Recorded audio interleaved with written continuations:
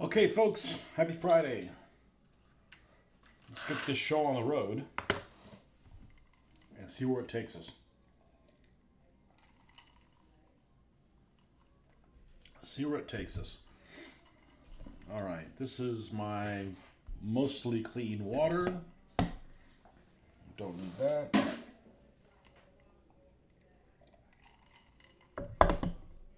We need more access to the coffee than the water.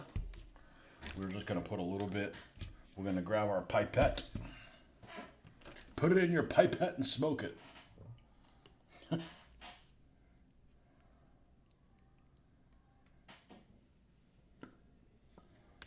All right. That should be all the water that we need. All right. We're going to finish the rest of these Germans. The base color on them. And then we can... Well, we'll see how far we go. It's all going to depend on you guys. See who decides to show up and who decides to make an appearance. Make an appearance without appearing.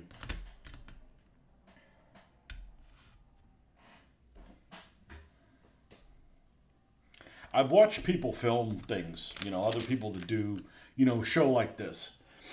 I know other people have had these compilations of like these videos where they got multiple people that come up on the screen and stuff like that. And there's like Hollywood Squares, right? Like there's four people and they're all having a conversation. I don't watch those because invariably more than half the people have a bad feed or a bad sound or something like that. So as cool as it could be like to have a conversation of like four hobby type people, you've got like, maybe the main person of the channel and invite three other guests or a couple other guests.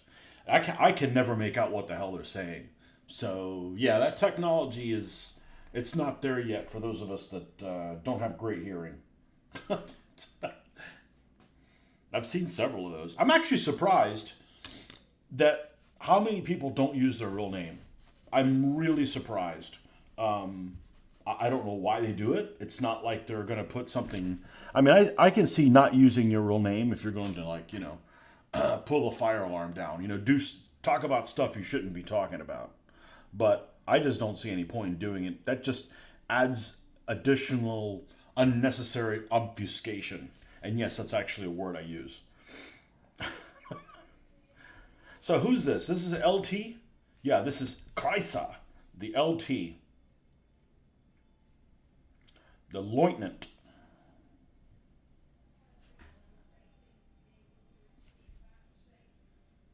I don't have a captain. I don't have a well, painted yet. I don't have a German captain. Well, that's a company level thing. I don't have a company of guys out here. Just a platoon. Company's a lot of guys. I do have some general staff looking figures. Uppity colonel or some shit like that. Happy Friday, folks.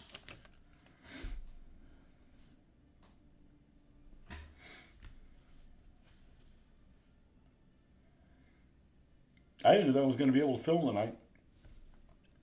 About an hour and a half ago, a really bad, really strong storm rolled through here, and then it rolled away.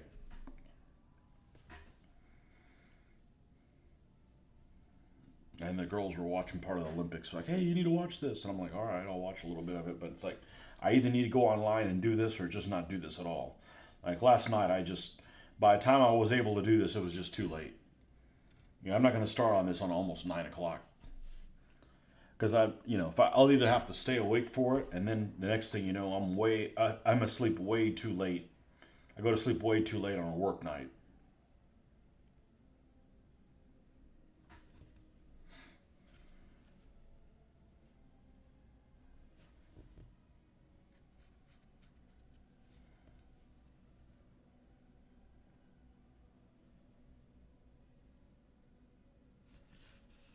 So hopefully by the end of this weekend, this isn't asking a whole lot.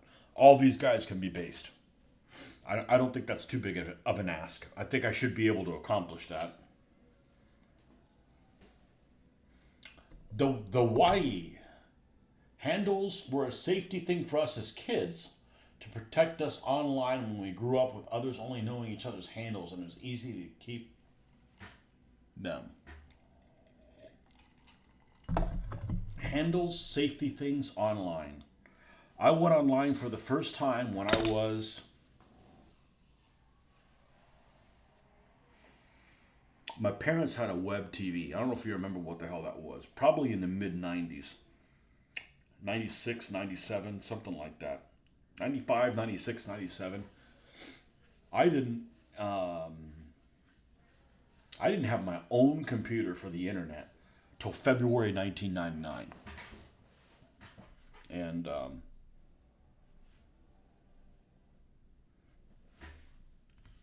I'm surprised. So, speaking of handles, I do video gaming a little bit on the side, usually in the mornings before I go to work. And one of the games that I play off and on is Diablo. I've been a fan of the series of all of them. And the fourth one I haven't played much recently because, after just too much grinding, And it's not like I didn't play it a lot. I mean, I pulled up an old game I hadn't played in a long time. I wanted to reinstall the Greek Assassin's Creed, and it pulls up and it says how long you've been playing it. 136 hours. And it still wasn't complete with it. I wanted to fool around with it. And for some reason, it won't reinstall. But whatever. But that's 136 freaking hours.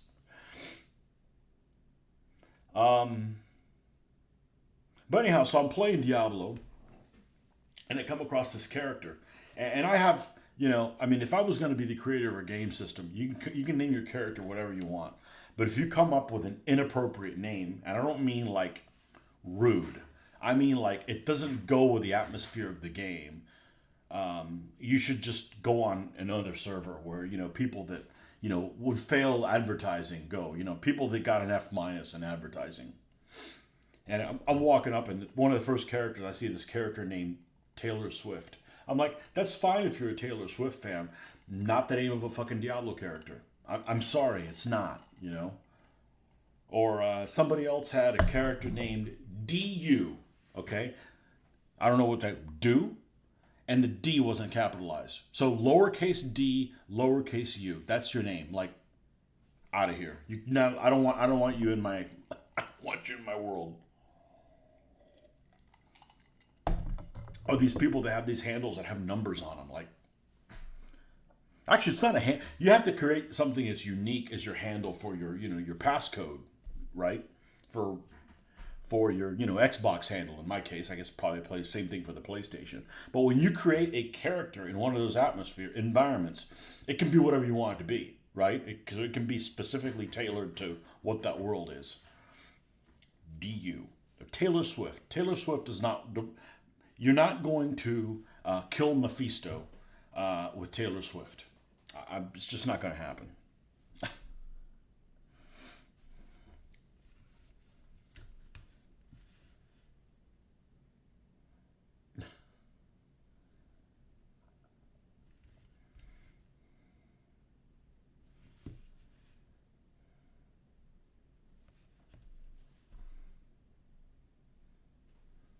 What was the handle that you used as a child protecting you from? So yeah, so 99. So I would have been 28.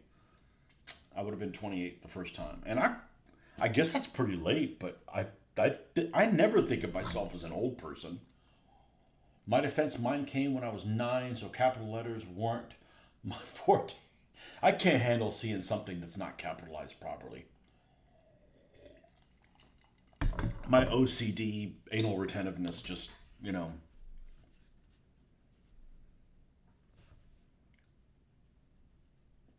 handle it. What was the handle that protected you?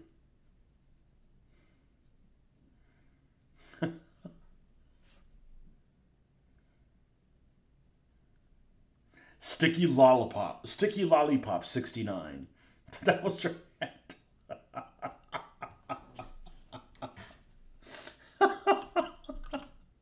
I hate numbers in a handle. They're just dumb. Or what is it? The X underscore underscore underscore, you know, whatever, nerd burglar underscore underscore underscore X. Like, come on, man. Pick a different name if that one's not available.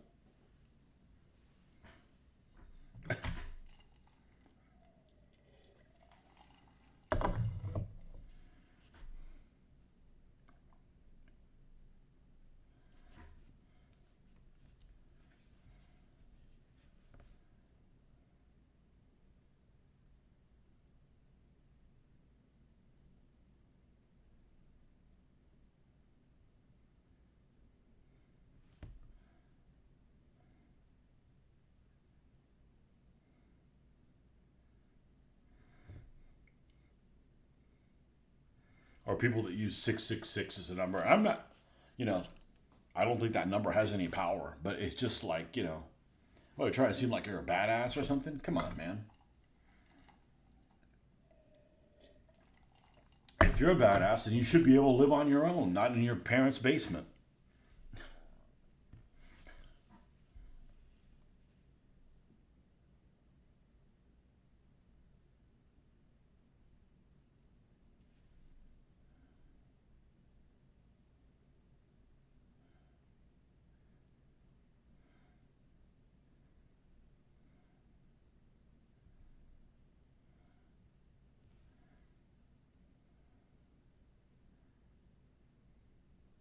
Although technically, doesn't Satan live in in his parents' basement?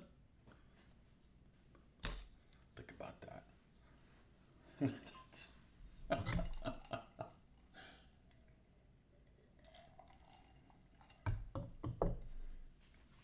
9 years old and there's an internet. Wow, you're spoiled.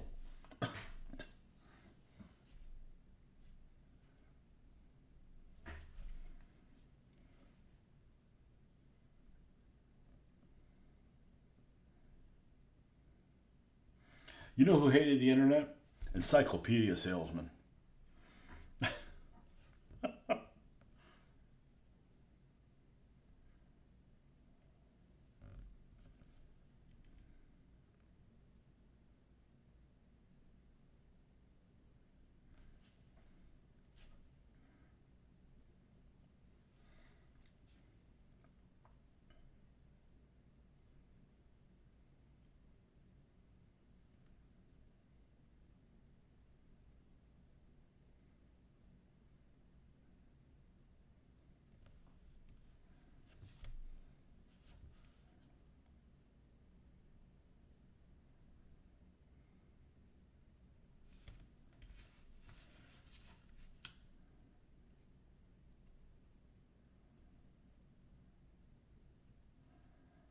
Well, I said a couple days ago, I was thinking about setting up a game in the garage, just a little practice one. Yeah, it was over. It was like 106 today. I don't think I'll be doing that. And my garage is insulated, but it's not insulated that much. That's a lot. What is that? 45 degrees centigrade. 45 degrees in French.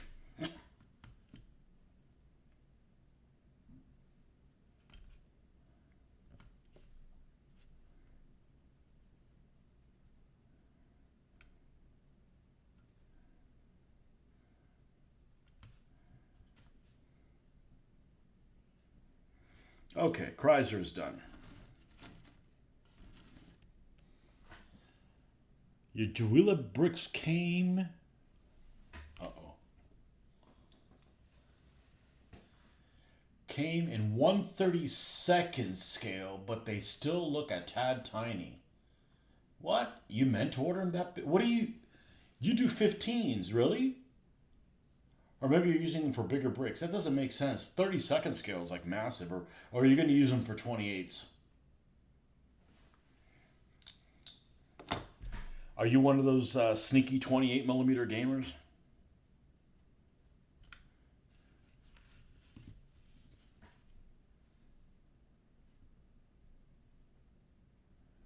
I looked at the today. I was kind of a little disappointed today.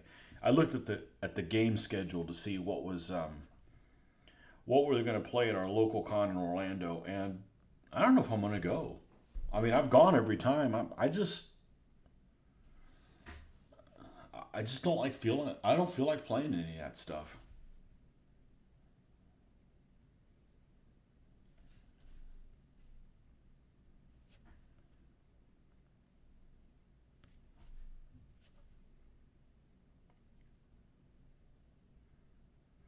Better off staying home and ordering something. Maybe that's why some of you guys don't go to cons, you know? I was using them as large stone blocks, mud bricks for 15 millimeter town. Yeah, well, if you're building stuff out of these 1/72nd scale bricks, wow, you're like in solitary confinement for a while. That would take a long time. That would take a really long time.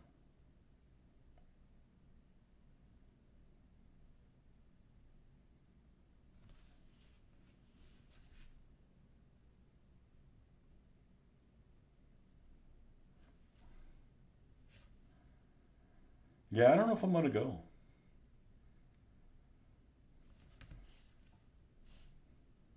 I mean, if it was in the same town I lived in, yeah, I'd go to see what was on the flea market. But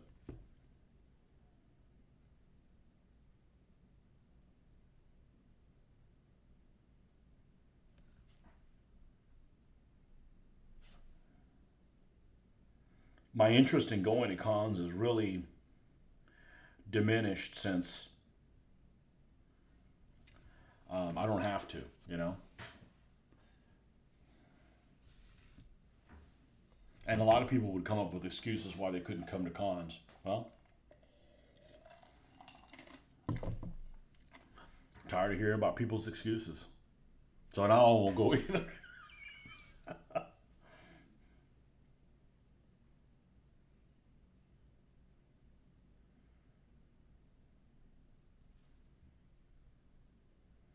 I'm not going to get into another game system, so why do I want to go there and play Wings of War? I'm not going to start buying Wings of War stuff again.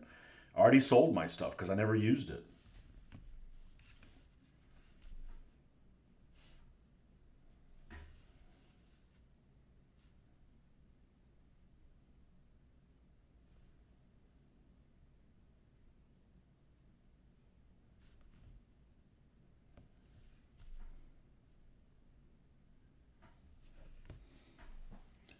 Mostly I make a little builder's yard. I like to have some identifiable buildings like taverns, blacksmiths, etc.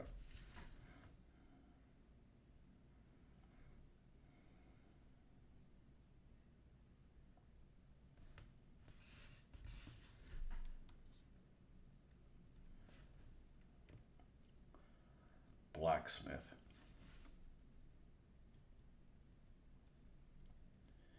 Speaking of blacksmiths, there's so many games I've played recently in the last 5 years where they have these blacksmith characters you come in contact with, and they're always of the female persuasion. And I'm like, I mean, I'm all for women being blacksmiths and stuff, but yeah, that's like really, really not a common trade. Have somebody that's just sitting there beating on something all day long. Why would you want to do that? I mean, I'm a dude, and I don't want to be a blacksmith. Jacques Slabert, welcome.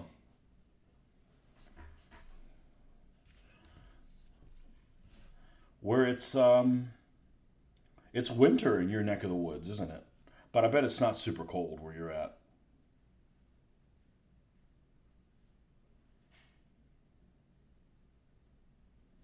You have to go to the courthouse today?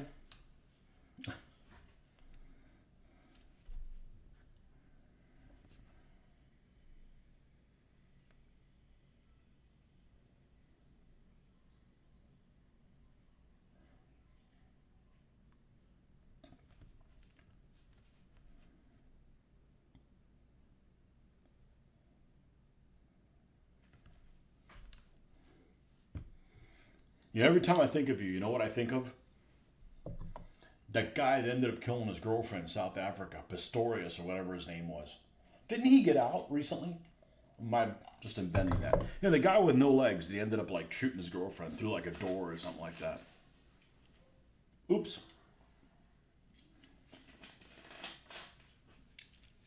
Arthur Pistorius, something like that.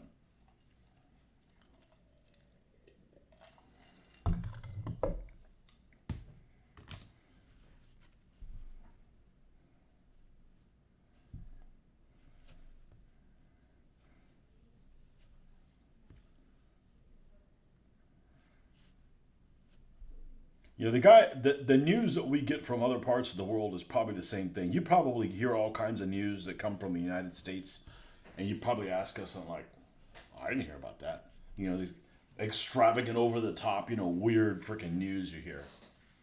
Coastal weather, so moderate. Women's Day in South Africa today, so public holiday.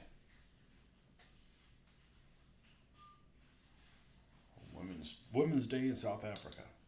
Nobody works. If women don't have to work, nobody works.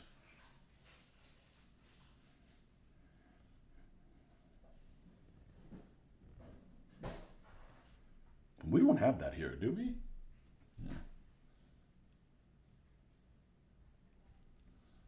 Yes, the POS got parole. Yeah, I don't think parole should be a thing. I think this is your sentence. And if you behave poorly, you stay longer. I don't know. I'm just on the outside looking in, you know? It just seems like a, psych, really, that really didn't happen, you know? And the same thing happens here, you know? Life in prison. Well, he got out in 23 years. Well, then it wasn't life in prison. Like, sentence him to 23 years. And if you're a nuisance, well, you can spend your life there.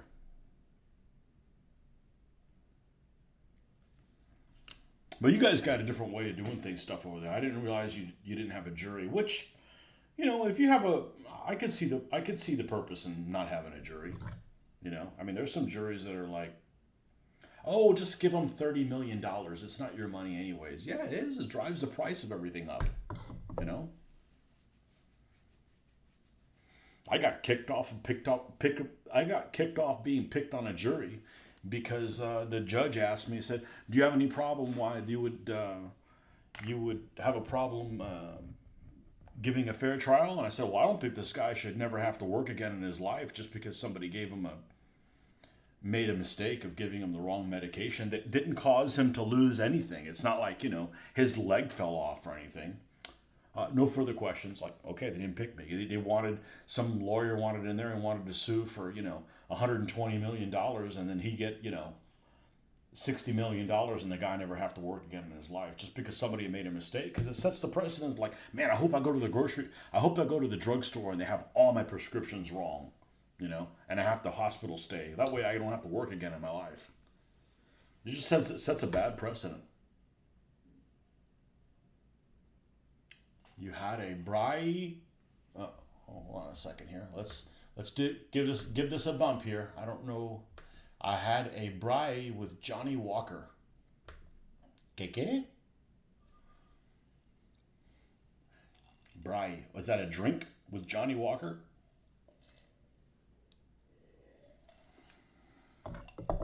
Let's not talk about whiskey. I'll pull some out here. It's been a long week. I'll probably just fall asleep.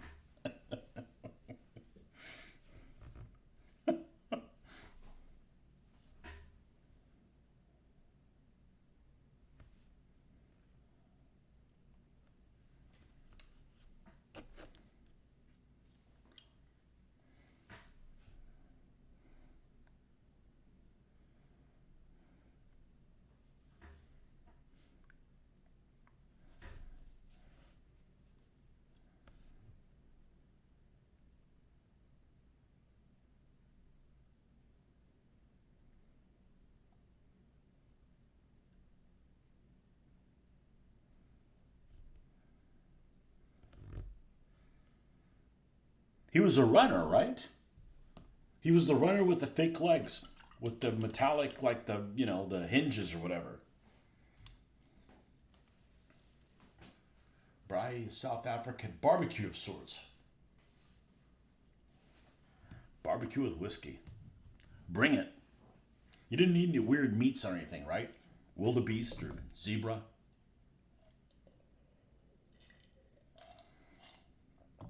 I should be fine with it if it's not gamey. I don't like gamey stuff. I went to Canada, though, and we had elk on a pizza, and it was fabulous, and it wasn't gamey. It was really good. Okay, they told me it was elk. I mean, it could have been, cat. I wouldn't have known.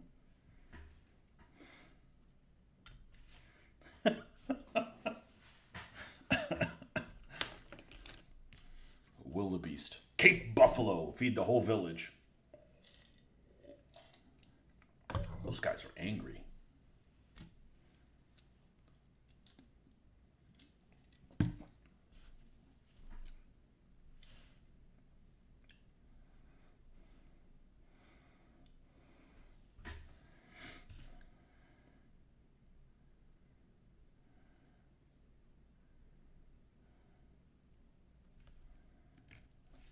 You'd be angry too if you had a bad hairdo like a Cape buffalo.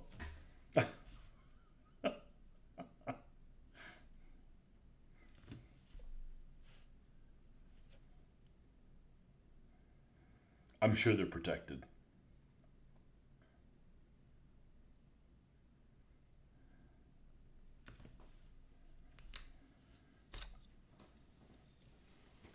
No venison tonight. Lamb and pork chops on the fire with garlicky bread cooked over the fire as well.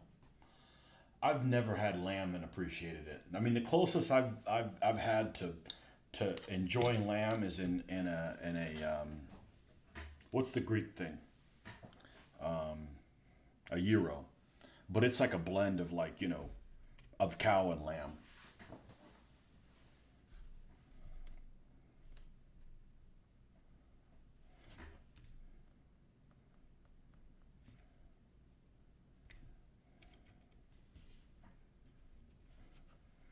Moo cow.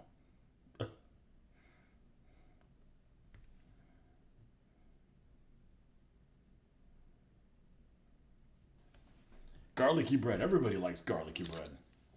Except I bet vampires even like garlicky bread. Cape Buffalo are mean bastards. Yeah. You know what else is mean like them in the United States? Meese. They are mises, mooses. They're mean. And they shit bigger than anything. They shit bigger than a bear, probably. I doubt there's bear that mess with a moose.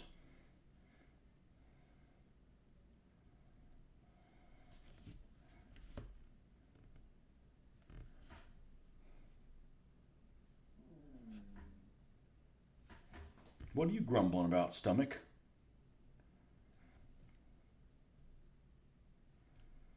I think when I have black coffee, my stomach just goes and it just starts making noises like it's not happy. I'm not gonna put creamer in it just to make the stomach happy.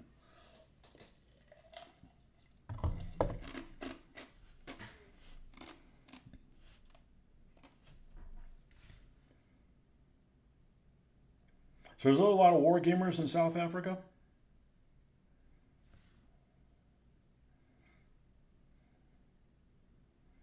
And if they do they all want to play the Boers?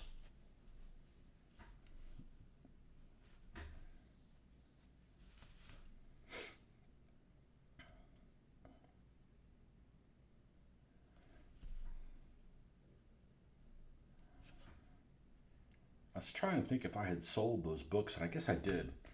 I had the African Bush War book on from the name of the game I can remember. I can never remember the Osprey modern game that they had.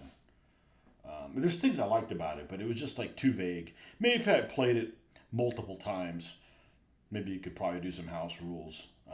But I sold my copy out of print. I don't know why it was out of print. It was super like popular when it came out, but sometimes some companies don't have a business model that makes any sense. Maybe it makes sense to them, but not to you. It had that weird name. Warhammer and Flames of War. Man, why is Flames of War everywhere? Force on Force, that's the one. Yeah, Force on Force. I played like one game of it, or two, and what I didn't like about it was that you basically would kill guys, and then you would have to roll better later to see if they really were killed. Just man, I just it was okay, but there's games that are okay, and then there's games that motivate you to like buy figures and paint stuff for them. And I've had fun playing different games, but I don't want to like build stuff for it. It's like it's not specific enough. But yeah, I ended up selling my Force on First copy, and I had the Bush War ones, and I had like two scenario books: the Bush War ones, and then the one that's Cold War gone hot. The other stuff in the Sandlot doesn't excite me. The sandbox stuff. You know,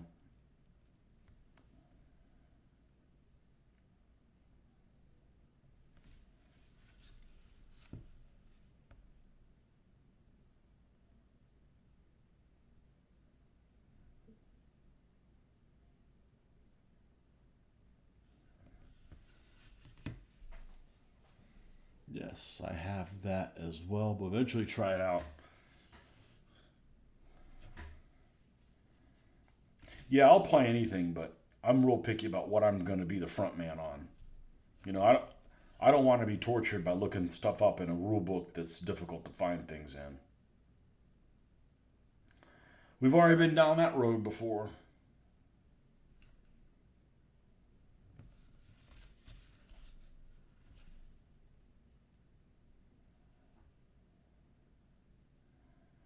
I got some figures by, I think the guys in Holland, is it RH Models or something like that?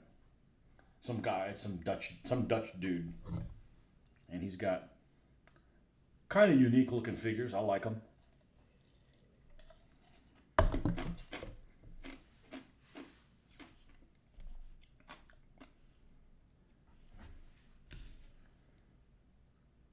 And I got about a dozen or so of them painted.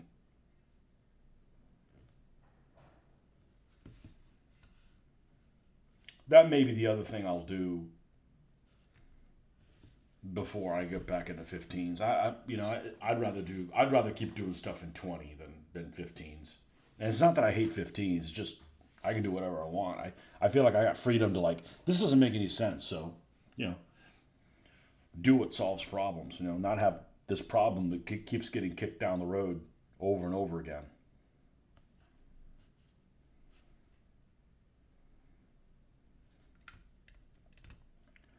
And you got to play it the way it's written because it's a tournament. Like, yeah, life's too short for that. Been there, done that.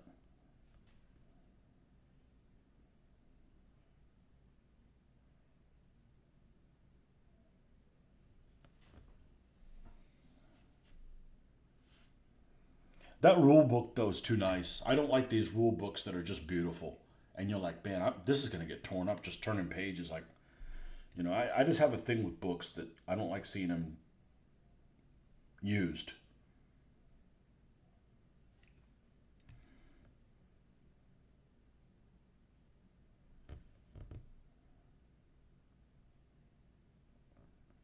Mistreated, dog-eared, to use an extreme example.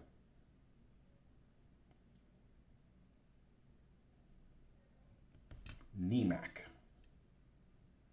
or a NIMAC.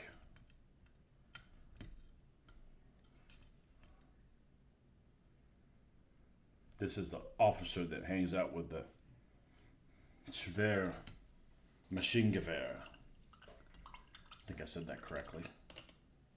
I only speak Blitzkrieg German. German words that are useful with Blitzkrieg. Other than that, I don't speak German.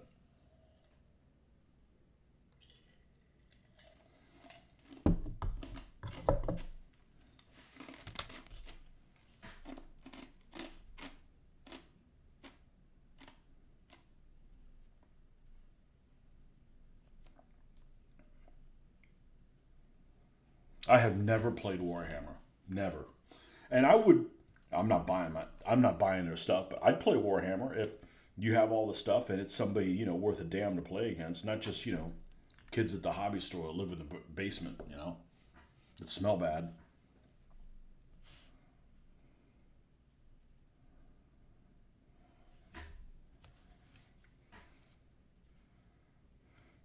The stank of youth. And that's probably everywhere. There's probably, if there's a hobby store in Johannesburg or something like that, you know, there's probably a hobby store in there. There's probably nerdy, stinky people there. When I took my trip to Mexico earlier this year, I figured, oh, let's see if there's any hobby stores in this town. This town I was going to has, I don't know, a couple 100,000 people there. It's big enough for a hobby store. And they didn't have a hobby store per se, but they did have a place where they played Magic the Gathering. Not that I would want to do that on any level, but there was gamers there, and they looked exactly like the ones here. You know, they had that look, that gamer look.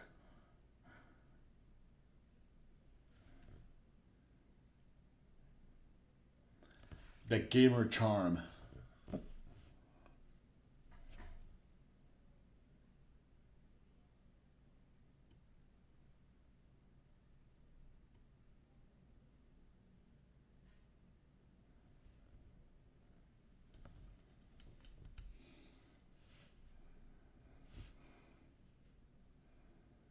Now, there's I mean, I enjoy gaming as much as the next person, but man, you got to make time for taking a shower, changing your clothes, doing your laundry, brushing your teeth. Like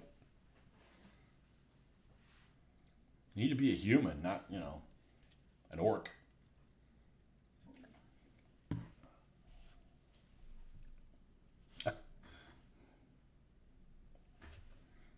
gamer orc.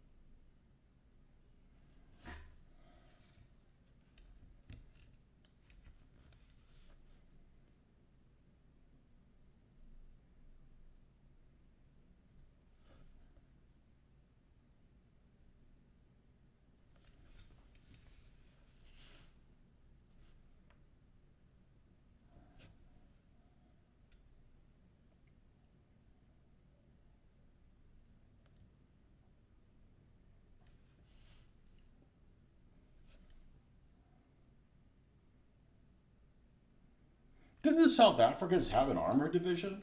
They had one in Italy, didn't they? Now that I think about it, it wasn't in North Africa. They have an infantry division that was in North Africa and recon units and stuff like that, armored cars that were South Africa. But I don't think that they had a. I think the armor division got deployed in Italy. Or maybe I'm thinking of New Zealand. I know New Zealand definitely had an armor division. Well, this is how you learn shit. Come up with some wild hair idea and look it up. So, South African Armored Division, World War II. Yeah, 6th South African Armored Division, but it's not like they had 5 other ones. That was the 2nd Armored Division of the South African Army. Okay?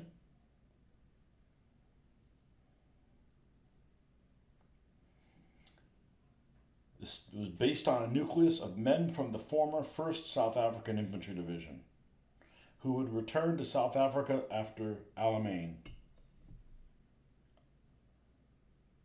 Division was initially transferred to Egypt for training, after which it served in the Allied campaign in Italy during 44 and 45.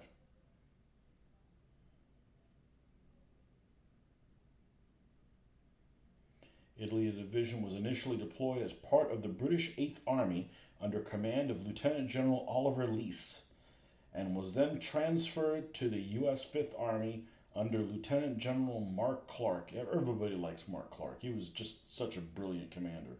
I need to read more about him because he's notoriously like the worst U.S. commander in the Second World War that anybody's ever heard of. I'm sure there was worse guys than him, but and I don't think Clark was replaced. He was in Italy the whole time.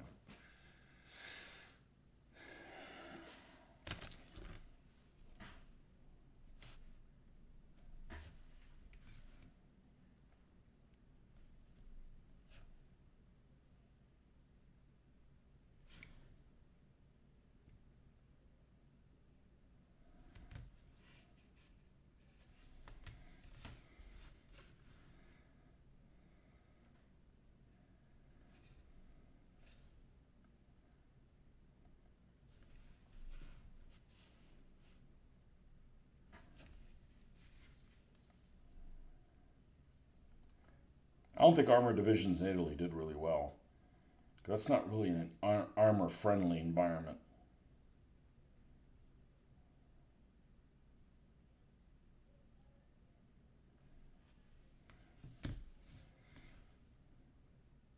Like the Ardennes. Ardennes isn't exactly an armor-friendly environment.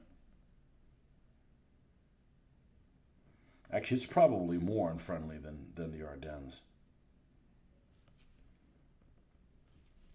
Rocky as shit. lots of roads that fall into a ravine, and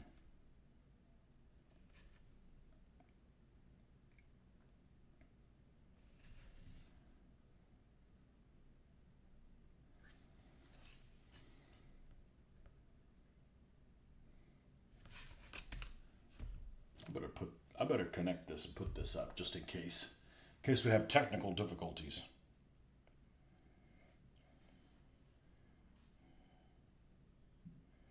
I changed the password on my phones because I kept fat fingering this one, and now the problem is I've gotten so used to it I keep typing the old one.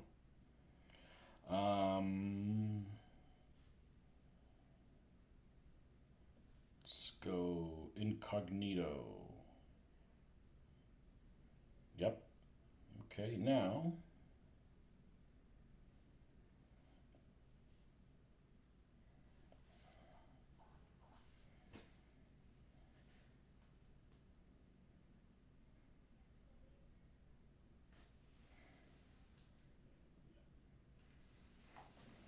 let's plug this thing in, because this is one of these things that I didn't plug it in the other night, and I was in the 30s and 40s.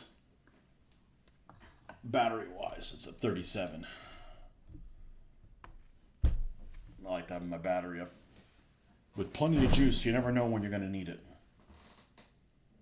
All right. Now hopefully we can see if this thing drops off.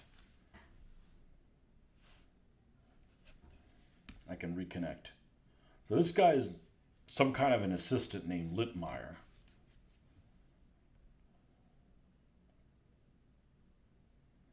Assistant machine gunner.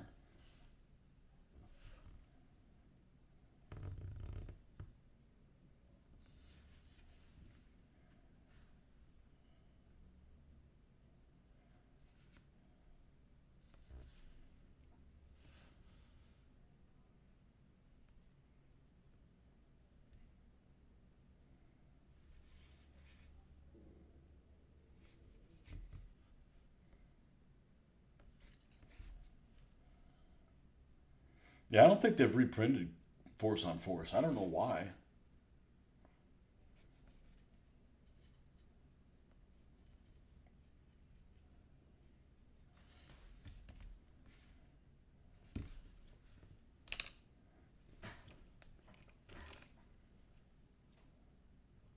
Oh, this is the thin brush. Wow. Okay, we got to be a little bit more frugal with it then.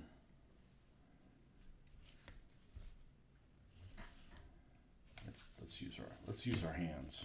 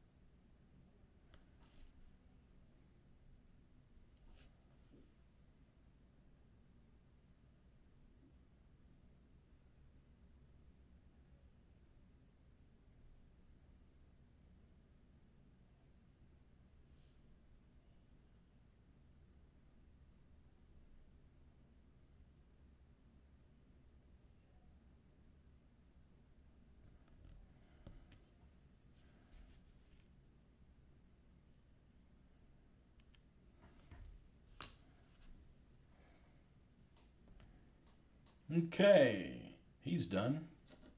He's done. Metzler.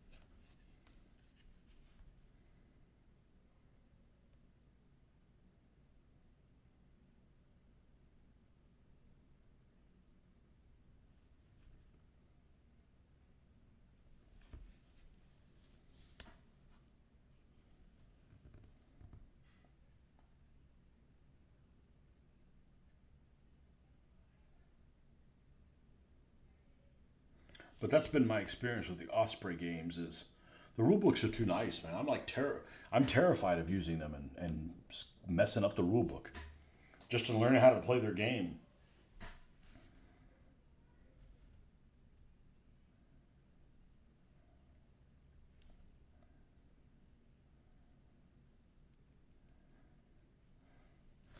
I had a comment on one of my videos that I filmed 4 years ago.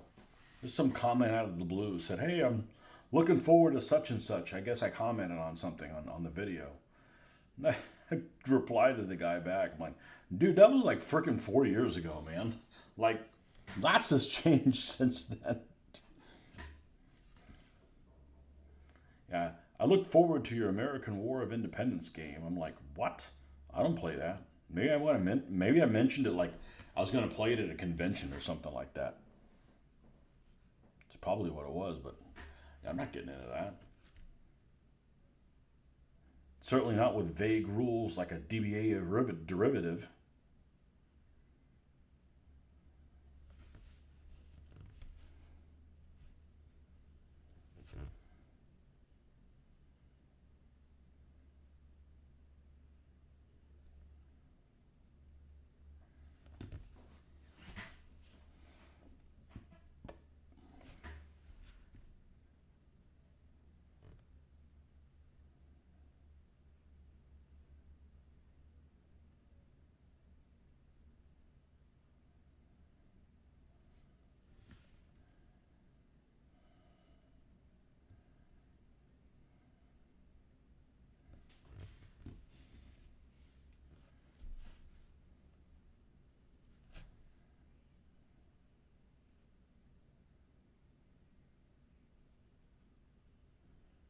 5 more guys after him. But how successful I am tonight is going to depend on you guys. Completely.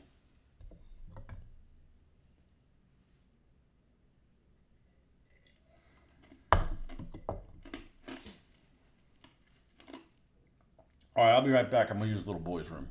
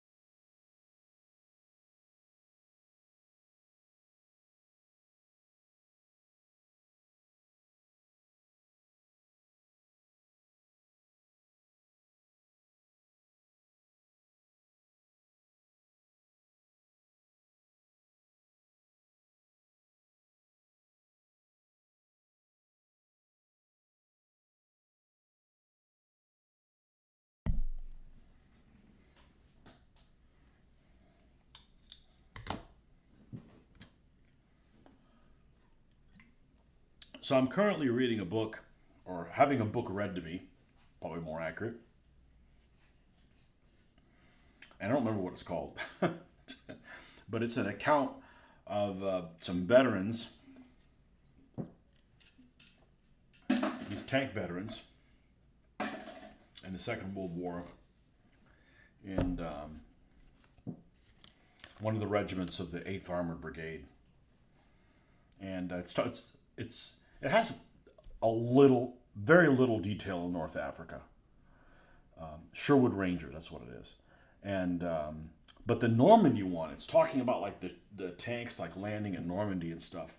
And it did a really good job of like explaining like where they land, and there's this pillbox. It was like one pillbox apparently had a gun that was sighted, so it was like a German gun basically that was causing them problems. It was sighted down the beach. So it wasn't like out to sea. I mean, it basically could cover the beach from this one point.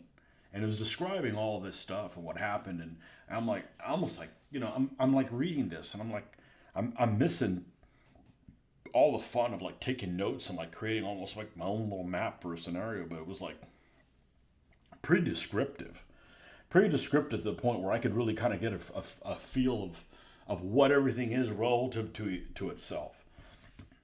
And it helps that I got a fair understanding about Normandy. I'm not the world's expert on that, but when I'm reading stuff like that, and it's like, oh, these DD tanks, I'm like, I already know what they look like. So being able to visualize what stuff looks like is helpful. But it's actually pretty good account so far. The narrator's voice is. I've thought about turning it down to 75%. He speaks really, really fast. Not so fast that I can't understand him, because he does have an accent, but it's pretty clear. The problem is that I feel like I'm being rushed. Like he's telling the story like in a hurry. Like, man, you got to get this story done by a certain time. You got to wash up for dinner time or something. It seems really rushed. So I might actually turn it down.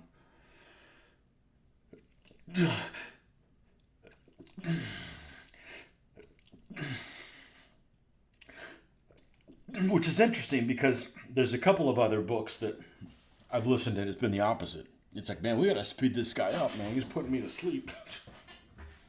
Well, that's why there's a speed function on there. You can go anywhere between 2.0 speed, twice as fast as the normal narration, or, I think you can do 3/4. I don't know if you can go half. That would be really slow, but it's actually a pretty interesting account.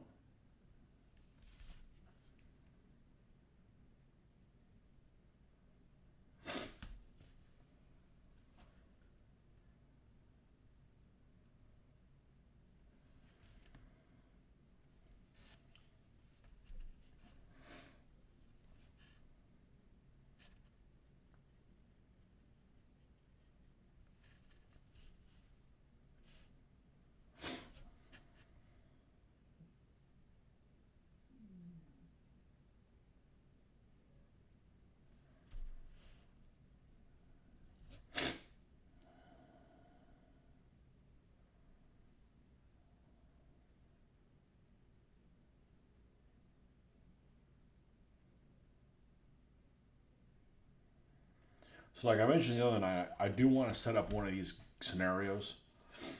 Maybe not exactly a scenario, but to set up a scenario to play, just to kind of start getting the idea of, working my way through these rules and familiarizing myself with them again, so that they flow well before I introduce somebody to it. And they're like, well, this game is terrible because, well, yeah, if you don't know what the hell you're doing, and you're either doing it wrong or it's taking forever to find stuff, yeah, it's not a good experience.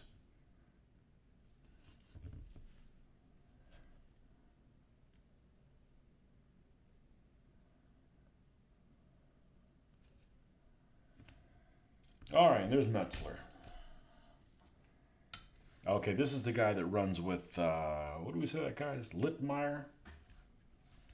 Yeah, this is the machine gunner, Kellner.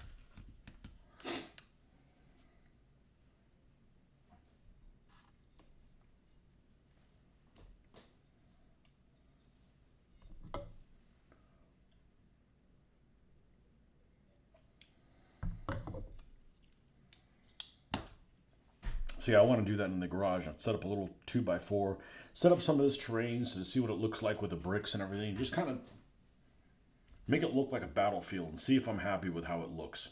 Or maybe I'm missing something. Maybe there's something there that I'm, like, man, I really wish it would have whatever.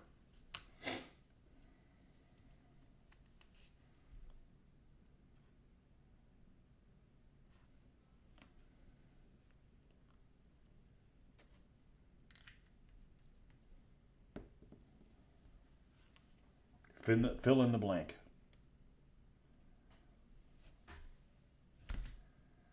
And then build that stuff.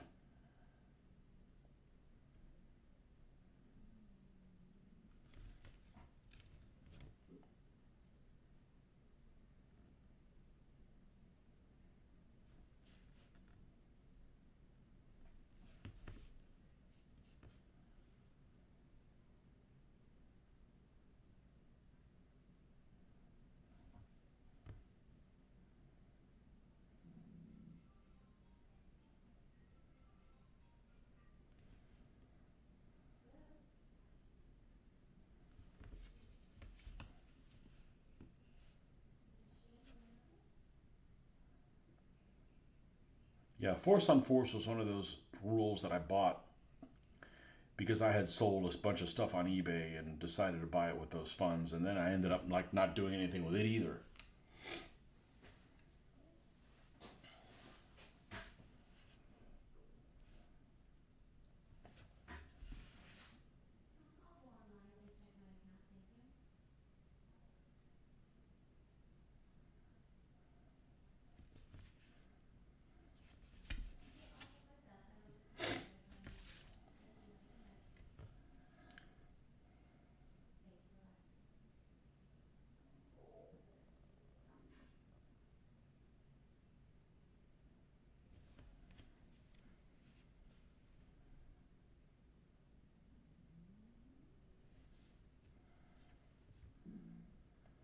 And then tomorrow morning, what we'll end up doing is we'll end up adding the tufts and stuff on here on all these.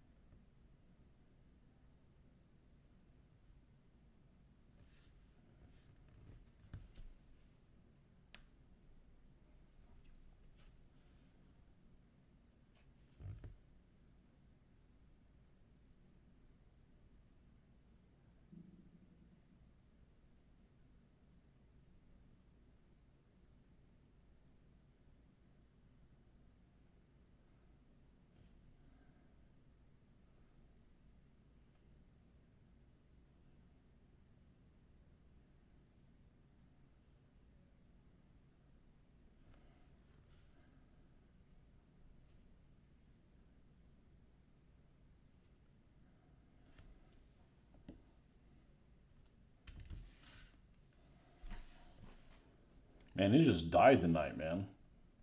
Well, that's why I said we're gonna finish up these figures, and if the ball doesn't get rolling, well, we'll just pick it up tomorrow morning.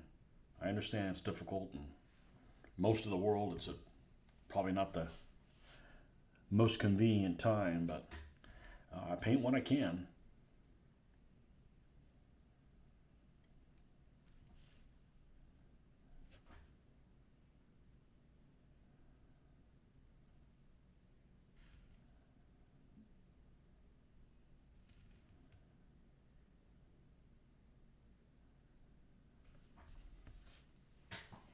Just have Tony's War in the background.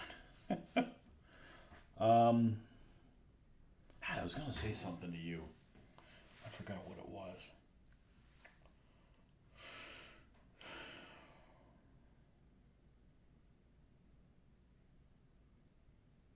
Yeah, I don't remember what the hell it was.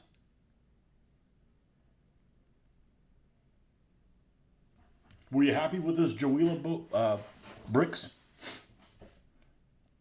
I went from like not happy when I got them, not really, but just disappointed. Like I thought I was gonna get A and I got Q, and then doctoring them up, and I'm really happy with them. I'm definitely gonna be buying more from them when I need a different color brick. I just need to mix some rocks and stuff in there with them. Like it's pieces of like plaster and stuff off the wall and stuff. What's the woodland scene? See, this calls it talus. Some small talus in there, and like almost like the color of like chalk colored. Not a lot, but just a few.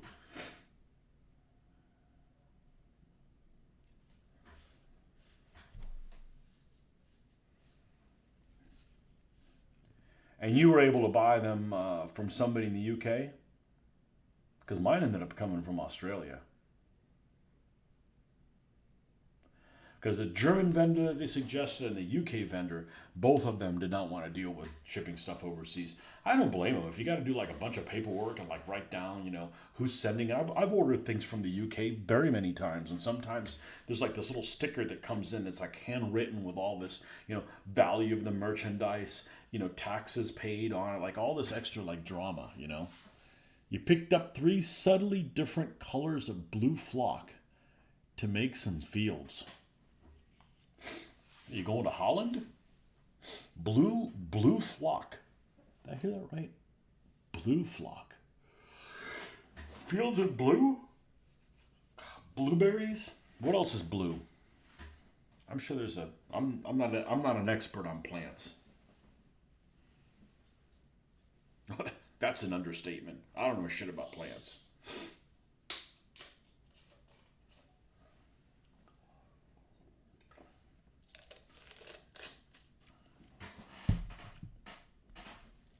Blue fields.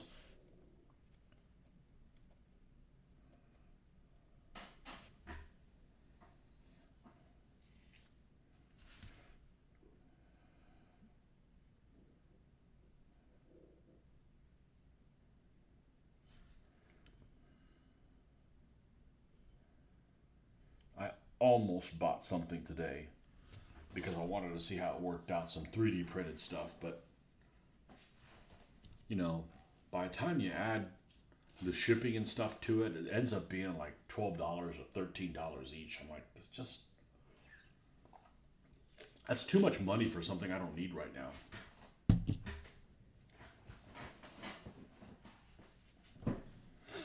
Although the problem I'm having is there's several things I want to get 3D printed. They don't come with a 50 caliber machine gun, and they kind of have to have it, on a pintle mount type thing.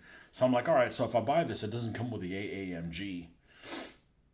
So how do I procure one? So I'm like looking at what my options are, and they're really expensive. They cost more than like the actual 3D print. Like that defeats the purpose.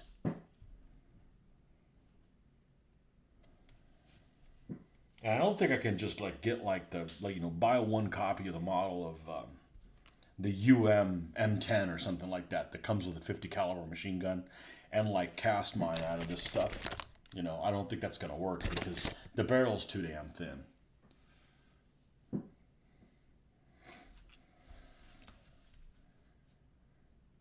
you'd think somebody would sell, a pintle mount 50 caliber machine gun set or something like that.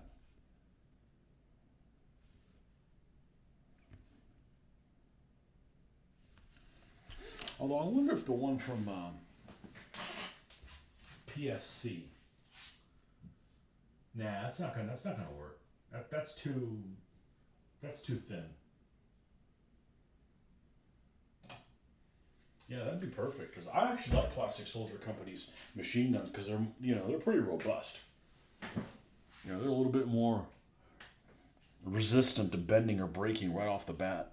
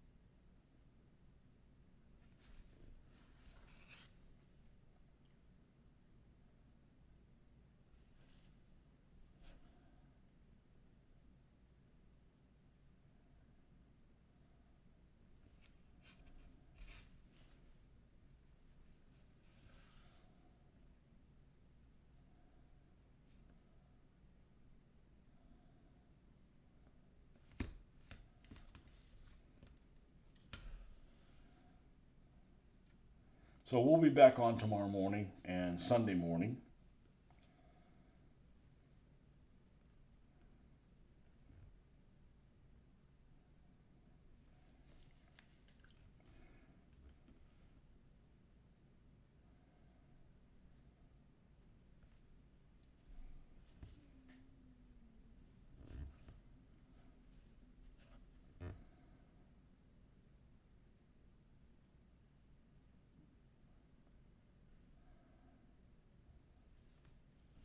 Yeah, it's been hot in the UK this summer, hasn't it?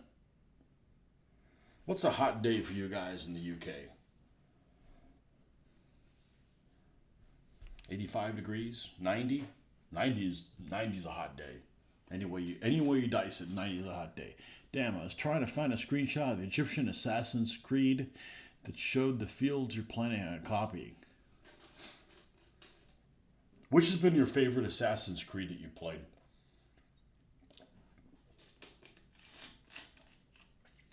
Mine came with the French Revolution one, my system, and the pirate one.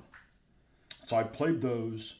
The Victorian one I got for free somehow, and I've played it very little. And the Greek one I played quite a bit. I like the Greek one, except when they put people of different skin colors that just were never in Greece. They try to be a little too accommodating. But the Greek one's beautiful. I like the Greek one and the pirate one because they got ships. So even though everything in those games is super hokey, but still you get to see ships and spray and it's just another venue of that kind of stuff. So I did like the pirate one, but I'm not really into pirates. So they send me in, and the next thing you know, I got to murder a bunch of my people, my ancestors. The Egypt won by far. However, I did like the Rogue when you could explore a bit of the frozen north. Well, there's a couple of those games that are side view. They're not even the same type of game. Oh, and I played the one in the Revolutionary one. I guess the 3 one a little bit, but it's just so like there's hardly anything to do. Again, I got that one for actually I've never bought one other than the Greek one. I bought the Greek one. All the other ones I got for free. They either came with the system, or I got them as a free download, at some later date.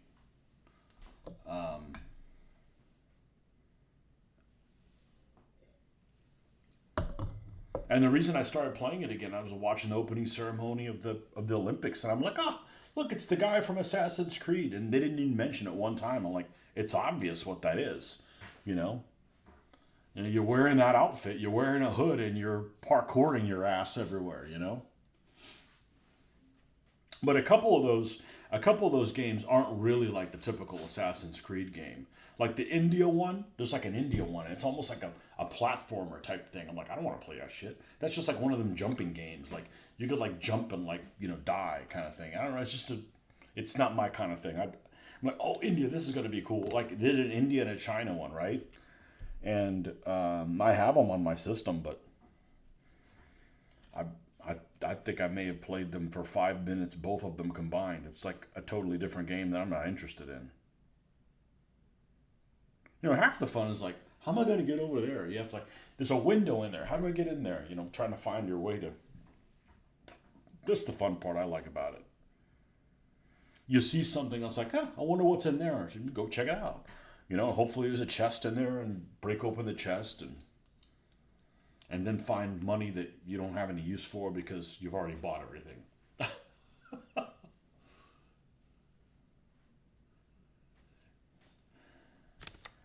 The Egyptian one. I wonder if you get to go in one of them big pyramids. Talk about claustrophobic. I did the Greek one where it was in the labyrinth, man. And I was just like, I remember playing it, and my freaking hands and feet were sweating so bad because I was afraid of going around a corner and encountering the Minotaur.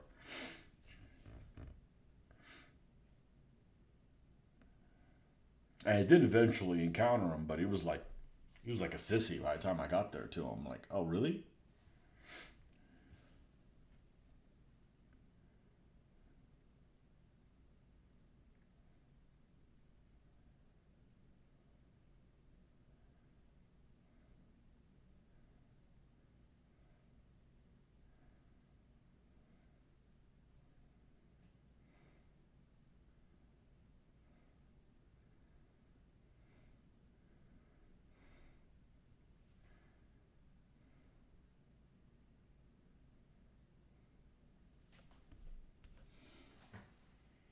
Ah, the Maroon Cardinal. What's up, my friend? Welcome back. Thanks for keeping me awake the other night, man. I appreciate it. The banter helped. And I probably would have continued going if it wasn't a work night. Like I've got stuff here that I need to get done, I need to get done with this stuff so I can move on to other stuff.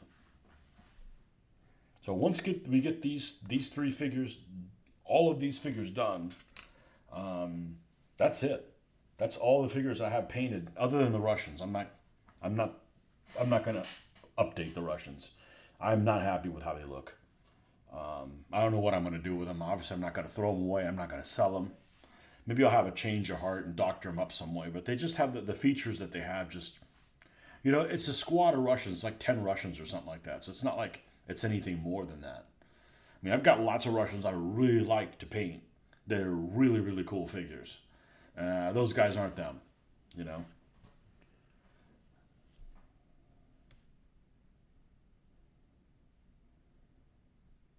I just don't like FAA figures. I don't. I got a couple of these Platoon 20 guys. They're okay. It's the FAA faces, man. They're gnarly.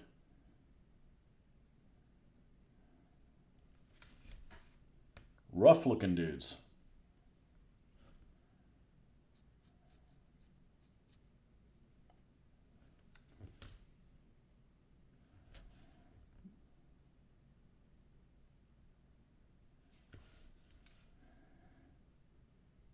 And the FAAs are still made. These other companies, well, combat ones are still made too, but the battlefield figures aren't.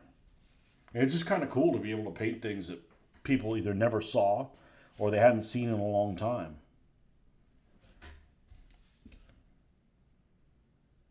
So it's kind of cool having out of print stuff, but only if you finish it out. Like I got a really nice comment the other day that it meant a lot to me. And this wasn't even a person that I know, but it was several months ago when I finished the Tiger One from Cromwell. I'm a member on their Facebook group, and I posted a picture of it. I don't have much Cromwell stuff, and I think the Tiger turned out really well. And And the author passed, the author, the sculptor passed away, the owner of Cromwell Models. And I think it's his wife or it's one of his family members that's still running it, or runs some of it, or does some limited capacity there. I don't think that they're in full production, their stuff. I think they may have some inventory or something like that. Anyhow, so I posted a picture on there. She had a really nice comment about the good job that I did. So that kind of meant a lot. It's like, but hey, this Cromwell stuff is like second to none. I mean, that is the best looking stuff, period. Unfortunately, a lot of that stuff was really expensive, even back then. And now it's even more expensive. You'll find some of it on eBay, but it'll be like, there's like one guy in like France that has a bunch of them. And the problem with France is that the shipping from France is just absurd, But he's got a fair amount of it. It turns up from time to time. And it's pretty expensive. But man, I love Cromwell stuff. It's beautiful. You found your screenshot finally, sent you the pic so you can see the vibe you're aiming for. All right?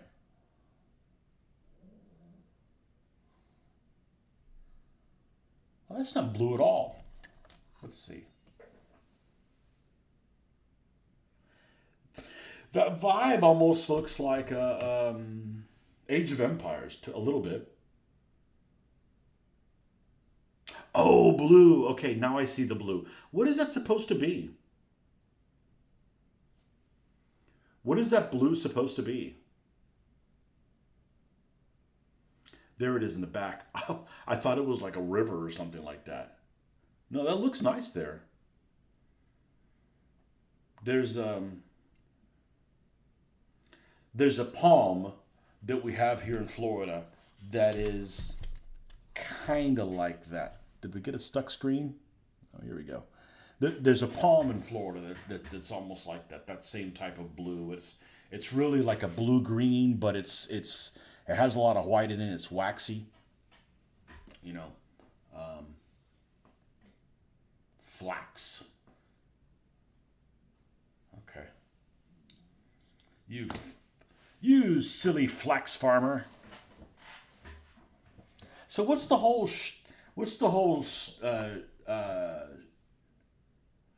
deal with the Egyptians and the pyramids? Were they built by slaves? Were they not built by slaves? I'm not used to all these things that I grew up with as a kid. Is like, like we know this, and all of a sudden they're like turned on their head. Like, oh no, they were really craftsmen. They were paid to do that kind of stuff, and I always heard they were done by slaves. And and dinosaurs when I grew up, they didn't have no damn feathers on them. Feathered Tyrannosaurus. Get out of here with your feather boa there. Such a break from the usual desert scenery. I don't want to miss a chance for some color. What is it that you're doing with your 15s? You're doing them in 15s, right? What is it? What army is it that you're painting there with the crops? Yes, I know, you grumpy stomach.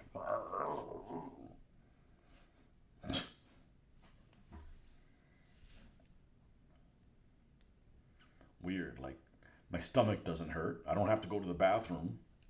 I don't have gas, Why are you making all these sounds? I'm not hungry.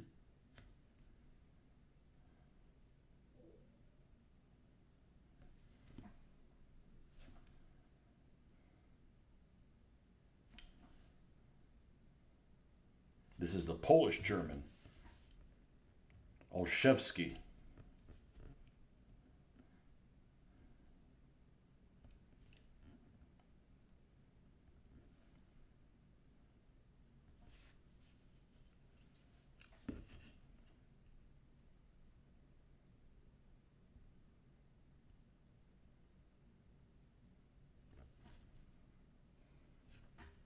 Yeah, I was looking through the games at the convention. I'm like, I don't really want to play any of them. Like, I see something just like, oh, there's a Sword in the Flame game. I'm like, what, a cartoon scenario yet again? Like, how many times are you going to do a cartoon thing? It's the Cartoon Channel.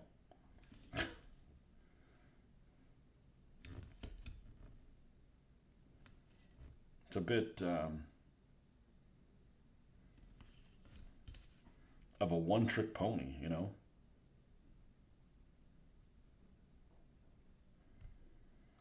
That'd be like getting British colonials, and the only thing you do is Rorke's Drift over and over and over again for eternity. I mean, that's a little too much.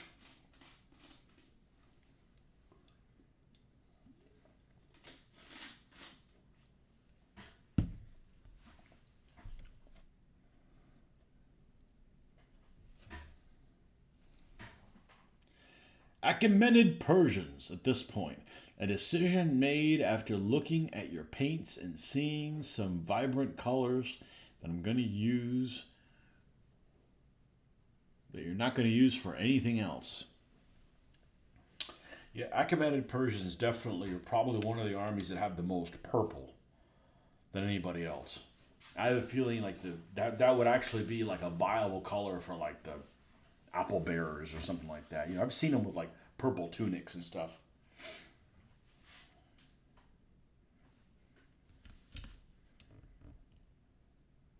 Achaemenid Persians. A decent army in DVA, if you know what you're doing. That's a little bit of everything.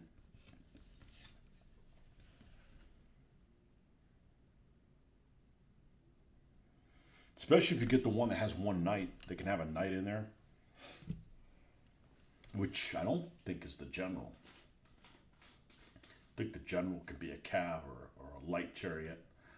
And the knight couldn't be the later Achaemenid Persian can have a knight, because the early Achaemenid Persian, the problem is they have a lot of missile troops that are susceptible to be hit, that are a problem with the heavy infantry. You end up fighting like Greek hoplites, and you end up having to play keep away from them. Although I've fought those damn Persians before as the Greeks and gotten the shit beat out of me. I mean, they just concentrate and like pick up a stand, you know. They're shooting 2 to 4, but they triple up, so it's 2 to 2, and you know you roll a 1 or 2, and my opponent rolls 5 or 6, and pop goes the hoplites, you know. And then all of a sudden you got a numerical advantage. So it's not a cakewalk. It's not much of a cakewalk as you think, but and I really like bowmen, but sometimes you end up having to play keep away from them. But it depends how you want to use different stuff. I've seen a guy that started off a conversation like, I don't see how you could win with any bowman. They're a sucky troop type. And I'm like, I can tell you what, I've won a lot of games because of my use of bow fire. You throw enough arrows out in the air, eventually your opponent's going to will roll a 1. And if that just happens when you roll a really good roll, you got them.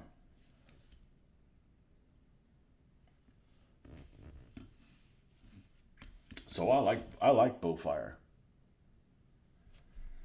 Yeah, but the Persians in that period, they got some wacky colors. Wacky colors by, I want guys that are pink. Okay, you can do that. Like my Indians, I got some pink troops in my Indians. Planning on building a nice big WRG sized army, a big array of various Indians, Persians, Thracians, Egyptians, Phoenicians, Greeks, Scythians, and Ethiopians.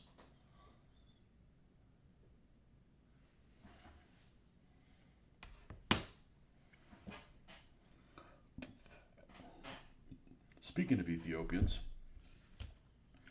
I'm looking forward to doing some Italian World War II guys. And no, not to fight Ethiopians. I mean, just to...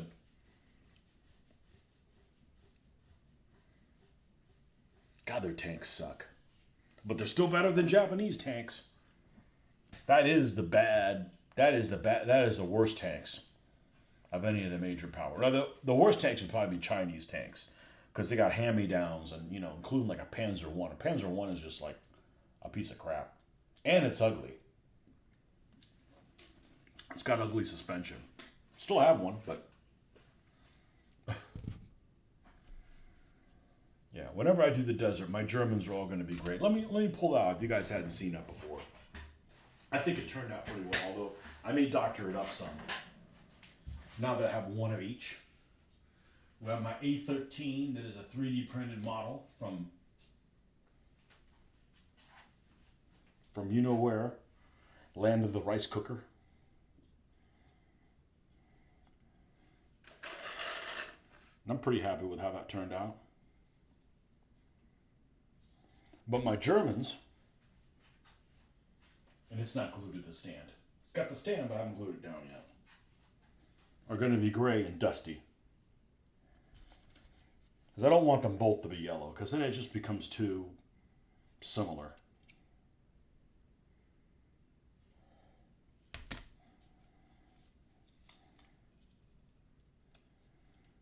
God, it's pretty ugly. What is this, 15th Panzer Division? Yeah. That's a decent looking little model.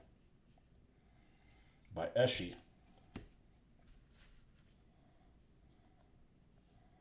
Yeah, the only problem with this thing is this barrel, if it ever breaks, I'm up a creek. And that's the color it came in. It came in this like that orange type color.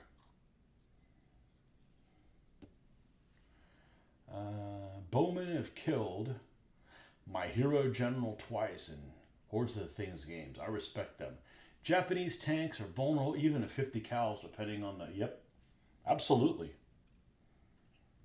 Absolutely. They're cute though. Or they can be cute. Look at this cute little bastard. This is a terrible model. Actually, I don't think he's weathered. Yeah, he's not weathered. He's painted but not weathered. This is by a company that doesn't exist anymore called BP Cast.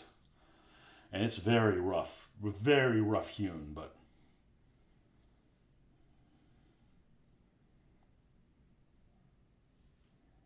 cute little thing. Hey, it's a badass compared to a Panzer I.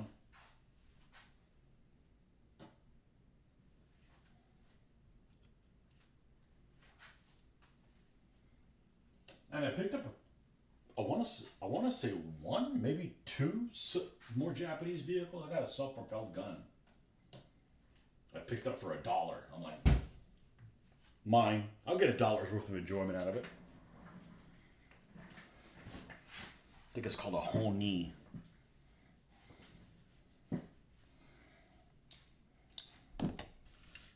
Like a self-propelled open top weapon, late war thing. I think I don't know what the hell it's got, 75 millimeter gun, something like that. Like a 75 millimeter infantry gun.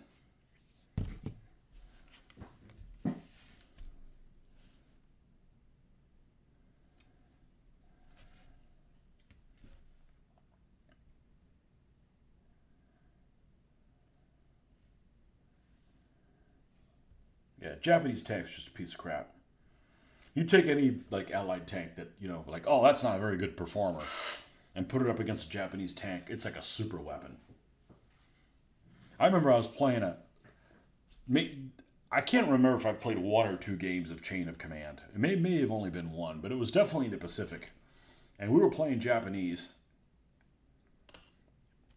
against Australians that had 3 Matildas. 3 Matildas. And let's just say, you know, okay, so the 2-pounder can't fire high explosive. That's fine. It has a coaxial machine gun that basically in a tank that can't be penetrated by anything. You know, we had like a 47 millimeter anti-tank gun and like a 75 millimeter howitzer. They couldn't do shit to a Matilda. Matilda's like impervious to those things. I mean, the Italians couldn't do anything against the Matilda, and you know. Well, I guess the Italians have 47 as well. It's like, you know, it's basically impervious to you. Just it shows up, and you know, just hopefully it falls into a ditch. Cause that's pretty much the only way you're going to stop it, or it runs out of fuel. Now, one thing I wanted to talk to you, I was thinking about this on my drive today in the morning, and I'm like, I'm gonna bring this up on this show. Maybe this is what I was wanting to talk to Ben, because I keep bringing up these things that have to do with this. Where is it? With this. This is what I used. the face of battle. And talking about vehicles, I've never used vehicles. I've looked at the vehicle rules, and that's probably one of the first things I'm going to do is mess around with the vehicles, just kind of see how they work. There's 10 vehicle movement impulses in a turn. And if you move at the slowest speed, which would be 1 inch, if you move straight ahead in all the impulses, you'll move 10 inches total, which is exactly the same speed that an infantryman can run. You know, infantryman gets 2 actions. So if he runs for both of them, he can move a maximum of 5 inches. So an infantryman moving full speed can cover 10 inches max. I mean, unless he's an elite guy that has 3 actions. But that's the exception. I mean, even SS troops or something like that, you'd have to be like basically a hero. Like if you got like like something that would be treated in an advanced squad leader, like as a hero, that's going to be a 3 action guy. You know, like some special commando dude or something like that. Even some elite troops like Grossdeutschland or the SS or, you know, or just U.S. paratroopers, they'd still only have 2 actions. Their weapon skill might be higher than you know, somebody else that's standard, but they're still only going to have 2 actions. So moving as fast as you can in infantry, you're going to be able to cover 10 inches in a turn. And the vehicles can do that at the low speed. But of course, you know, you can move slower than 1 if you want to, or not all the movement impulses. You have to move 1. So that just kind of put that into perspective. And also the length of the road sections I used is 10 inches. That's just complete coincidence. It's 10 inches. So basically you can move a road section. So that's kind of useful to kind of visualize maybe how far you can move in each turn. I don't know if this game prohibits pre-measuring. I have a feeling it does not prohibit pre-measuring.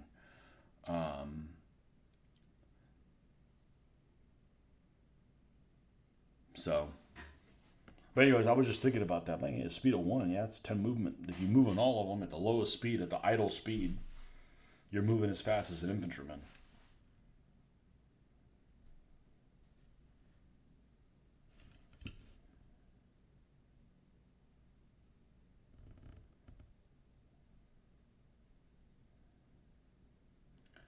I really wanted to order some 3D printed stuff just to kind of see what they look like, you know?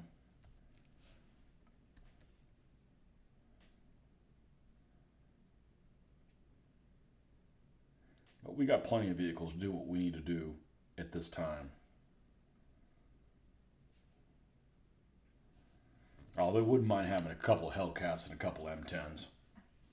That's what I was looking at getting.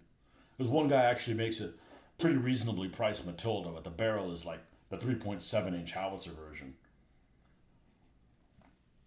There's no way that barrel could pass as a 2-pounder.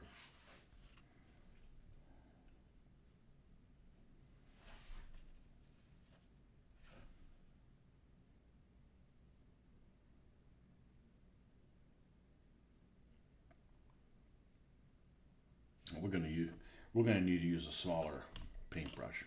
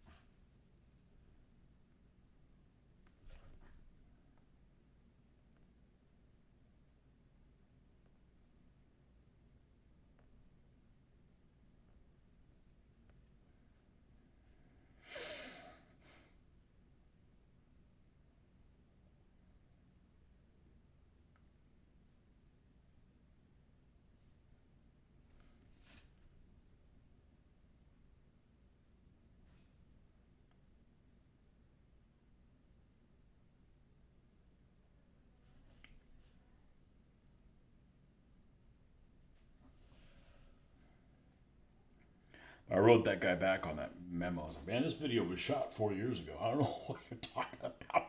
So many things have changed in 4 years ago. So much.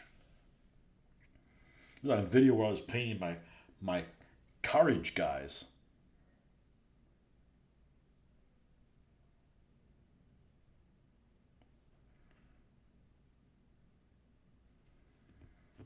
It's one of my favorite looking armies, but I got a lot of favorite looking armies. That was a hard army to win with. Didn't matter, still like playing them.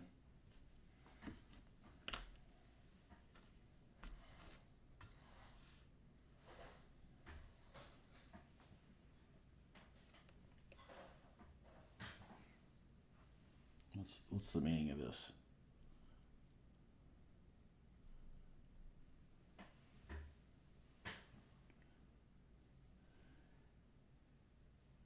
You're in the Philippines? What? It's tomorrow over in the Philippines. Say hi to MacArthur for me.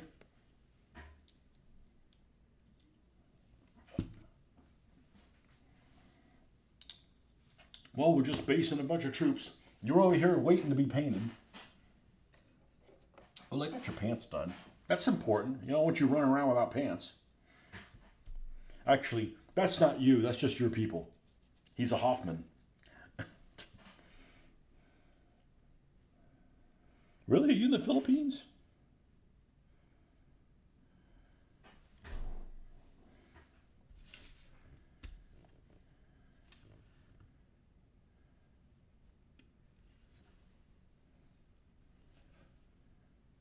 Enjoy your moped. Say hi to Joe Coy for me.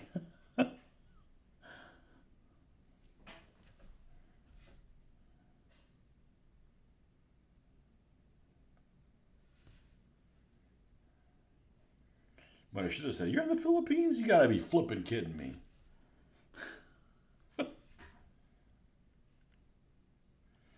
actually know a few people that are Filipino. They're pretty good folks.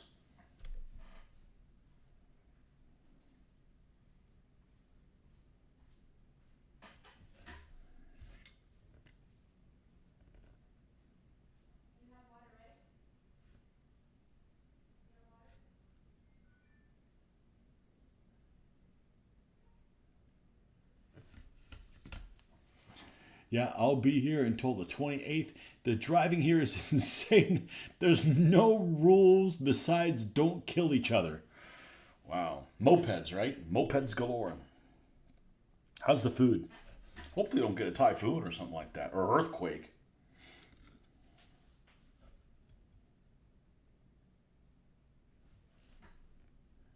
or an uprising. You on vacation or for work or?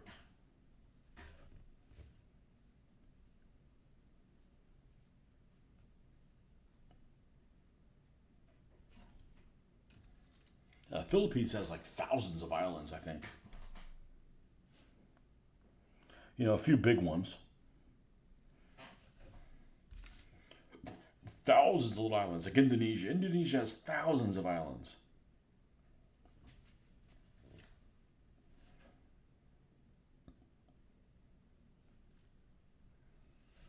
Well, I guess you're not doing any painting over there.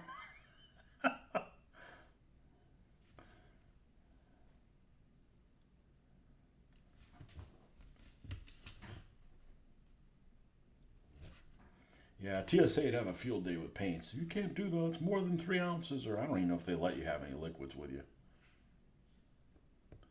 I remember one time I was flying up to Historicon, the first or the second time I went, and I'm going through airport security. I'd already been through one time, and then I realized, oh, bringing your troops with you is like helpful for security. Like it entertains the TSA clowns, right?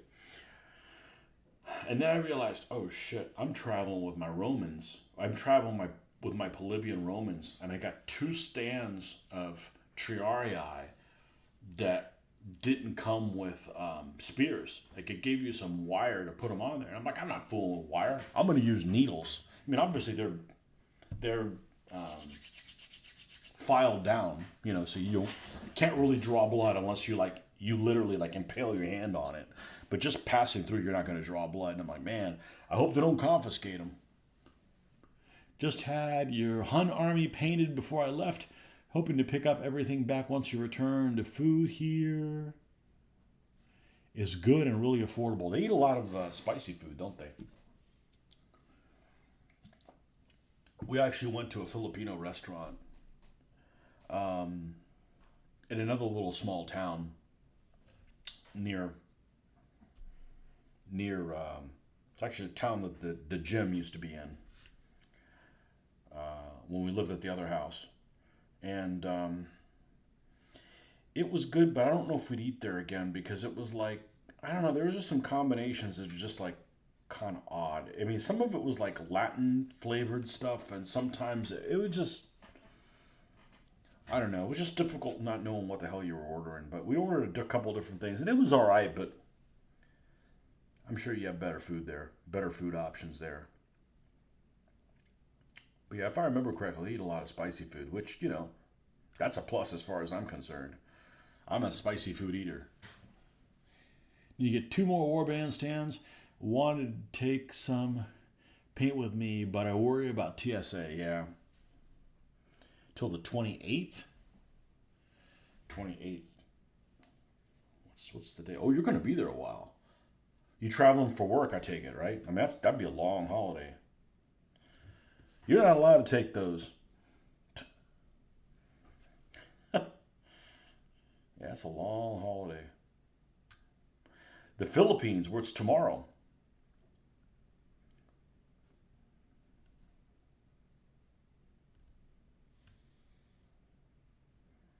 You probably run into a few people with my last name there. Of course, they don't speak in my language, but Not big fan of Filipino food in America. It's nice to get a breakfast for 2 people for $4. Yeah. Hey, it's like the land before inflation. It's nice to get the pre-inflation prices.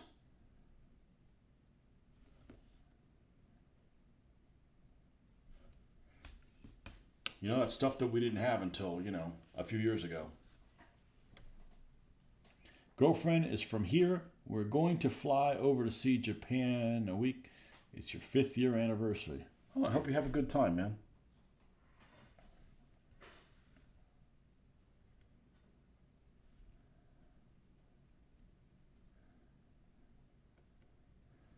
She's your personal tour guide.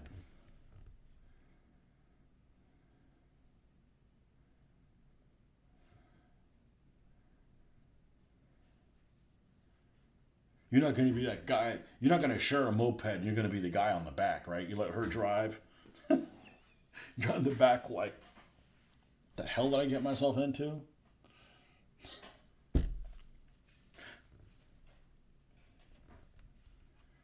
Do they honk a lot? Or they just like kind of go their own?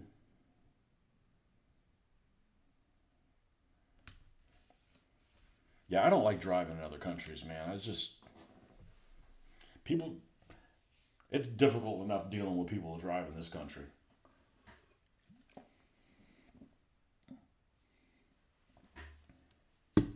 And don't be that big guy just holding on the back on there. Little Filipino thing. You're like,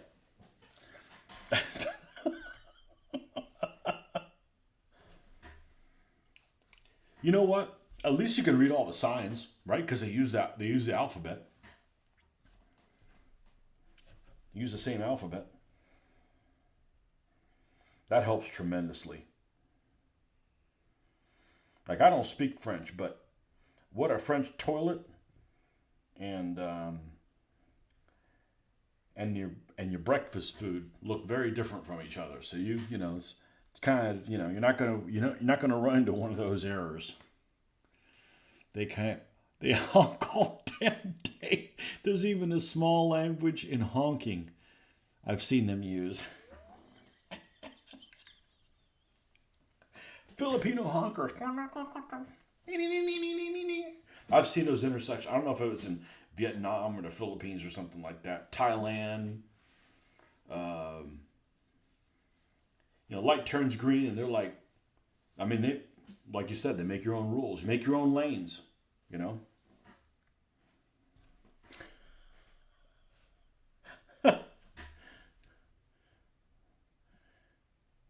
And I've seen where some people carry, like I said, I don't know if it's the Philippines, and have you seen anything really weird on a moped?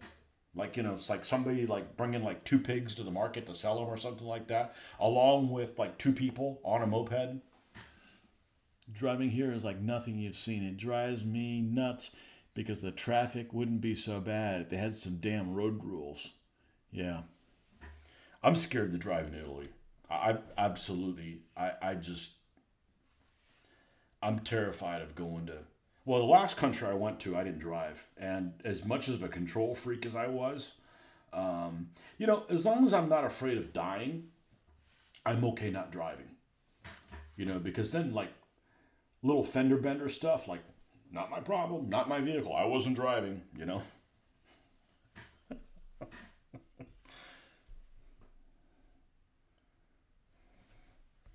So yeah, when I went to Mexico, I didn't drive. And that's good because I didn't have to worry about, parking somewhere and then the rental vehicle getting a scratch or whatever. Because in a lot of these places, people just don't give a shit about vehicles. People just don't care. Like, to this day, I don't live in a place where the traffic is heavy. But I'll go to the grocery store and I will park way the hell out of the way, all the way up against the curb. Like, you don't want to park next to me because it's like too far away. I don't care. It keeps me from getting a dent on my car. You still end up getting them, but actually, I don't know that I have one on the sides. One jackass ran into me when I had the car about a year and just did cosmetic damage. And the front has nicks from like, freaking rocks on the highway and stuff like that. Not a lot, but like, two or three. And it bugs me. I had to go to therapy for that. That's on Thursdays. Is my therapy night. You've seen a family of 5 on a moped. Let's see. One's driving, right? One's behind them. So that's 2. Somebody's got to be sitting on the handlebars. That's 3. Where do the other 2 go? They sitting behind the mom, stacked one on top of each other? How many adults have you seen on a moped, though? There's no way you can get more than 3 adults on a moped.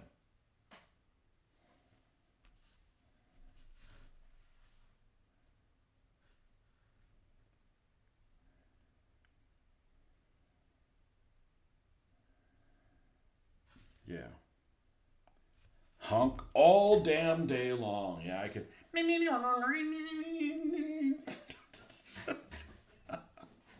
Yeah, that's probably some good videos of that. I'll tell you what video I came across that's really funny. If you don't have anything better to do, and I don't have a specific one to show you, but go watch like a video of like these nail salon fights. And I don't mean the customers. I'm talking about the people that work there. Like, 2 girls that are like, whatever, nail techs or whatever, get into like a pissing match in there. Oh man, they're freaking hilarious. I've seen a couple of those and like, this can't be for real. Those little things are, yep.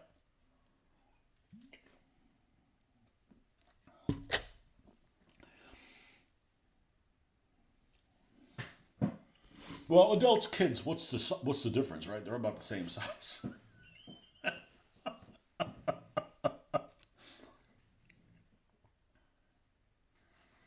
So you're on vacation. Good. Do they kick? I don't know. They were not going to take prisoners. They were not going to take prisoners. Victor Lane, happy Friday. Happy Friday to you too, man. It's definitely Friday now.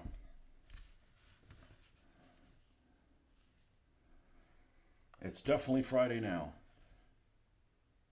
Weird week. Just a really weird week with the storm. You get your power back finally? And have you ordered the house generator?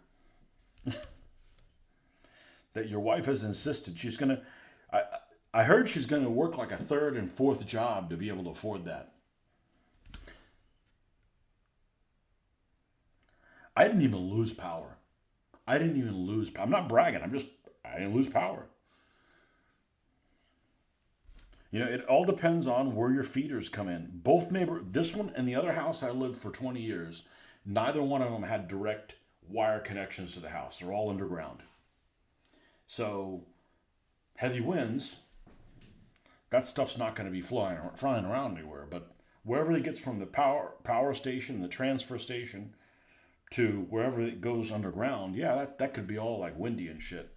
And in the old town, the Ewoks run that place. So they got trees everywhere. They got trees in places they shouldn't be.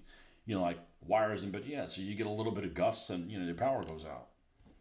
But I don't know how the hell we didn't lose power.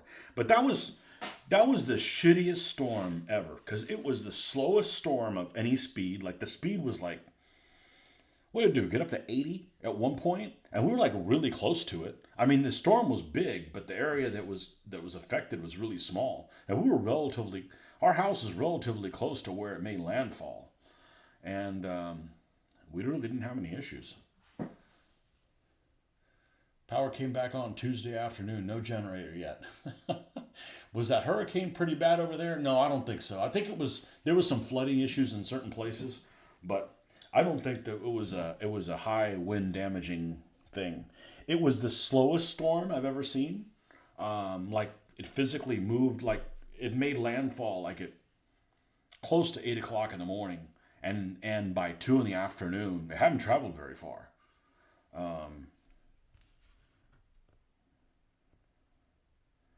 The only thing that I like I don't really like it, but the only thing that doesn't really bother me about hurricanes is they generally do not come with lightning.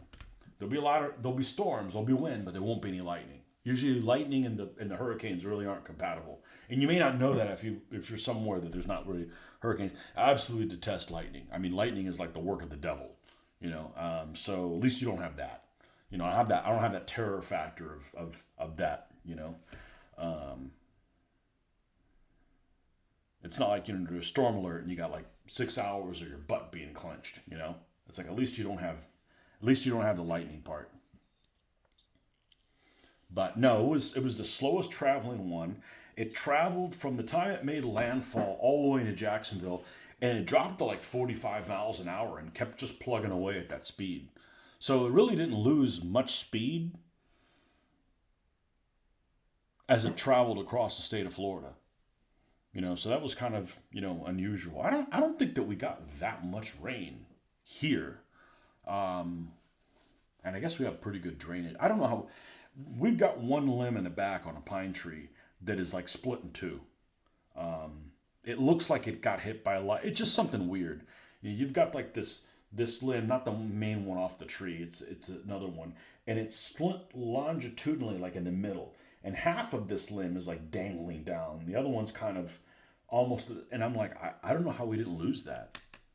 It's not really near the house. It would have just probably fallen down, straight down. But I don't know how the hell we didn't lose that. But no, it was a pretty weak storm. But it did force us to get our our garage cleared. So now we got both cars parked in the garage. Like, high society folks. It's pretty nice. Not bad if I took me being 53 years old to be able to park in my own damn garage. Have to pull it out if I don't want to do anything in there, but actually there's a fair amount of space in between them. I back mine in, I open on the left and she pulls in forward and she opens up on her left and there's space. The cars are probably, I don't know, 1.5 feet from each other in the middle, which, it's plenty far away, but not enough to open a door unless you're, anorexic. I'm not picking on anorexic people, just stating the facts, there's no way I'm getting through there. But no, the storm wasn't really an issue at all. I don't know how the hell we didn't lose power, to be honest with you. But we're on the same grid when we moved in here, the owner said that he never had a problem with power either because he was on the same grid that the high school's on. And I don't know what the hell that means, but I guess they're one of the first ones to be repaired or whatever, but it never went out. It flickered like 4 or 5 times. And it probably flickered the most around 6 a.m., something like that. So I did go online the day that it made landfall Monday, but it wasn't until after all the flickering went, and I didn't want to. And then I ended up going online on the phone because I didn't want to like get you guys all like hot and heavy for my show. Yeah, because that's what happens, and then get disconnected in a little. Because if I get like a power flicker or something like that, it'll kick me off the internet completely. It's not like we'll wait like 30 seconds and we'll try to reconnect that. It's like I'm gone completely. So I don't like getting everybody finally in here to where we have this kind of back and forth, and then I like all of a sudden just disappear into the ether, and people just give up, you know. So that's happened before, and it's against my wishes, but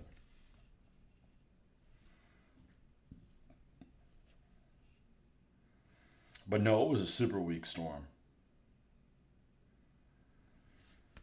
But yet, it was a day that we actually were closed. The office was actually closed that day. They didn't even open up, which is, it may have happened once in 30 years before that, maybe.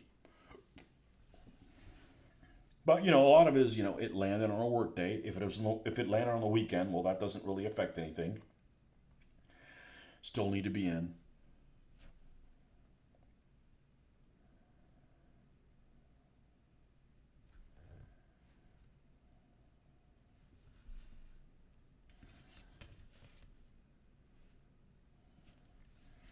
This guy's really a pain to get to some of these places underneath here. This is a Platoon 20 figure, so it's not a very high quality figure, but he'll do the job. And the only reason I have a heavy machine gun is because it was required in a scenario, but not really that useful of a weapon.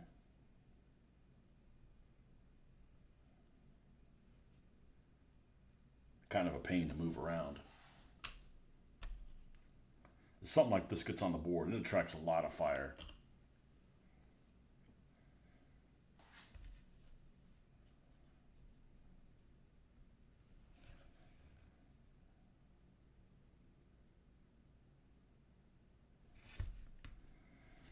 Ahrens, that's what this guy's name is. Ahrens. Ahrens.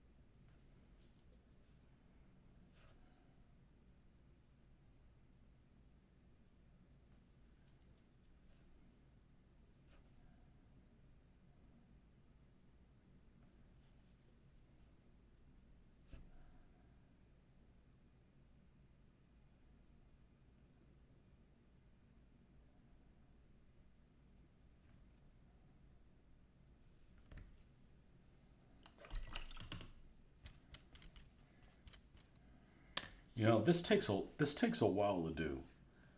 That's why it's good to just not have this idea like, okay, well tonight I'm going to do this, I'm going to do the other thing. I said, you just try to complete what you can try to complete, and that's it. Don't make any, don't promise yourself anything other than what you end up getting done, because a lot of this stuff just takes a while. Color me, shit. I got on the paper there somehow. Oh well. I have another set of labels to replace them. If that bothers me too much, I'll end up replacing it. Sometimes I wonder if it would have been just quicker just to take the little placard off and just make a new one. Because what I normally take is I take the strip, like I did with the Hoffman. You know, I take the whole strip and paint the whole thing whatever the base color is, and then glue with white glue his name down, and then cut and adjust. I'm not trying to paint around it. I figure, well, this could save me some time. I don't know if it really does, but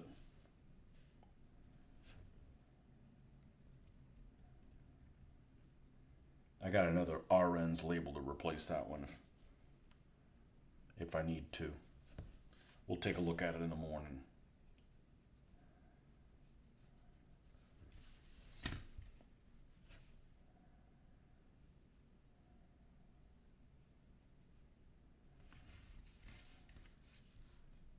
Feltner.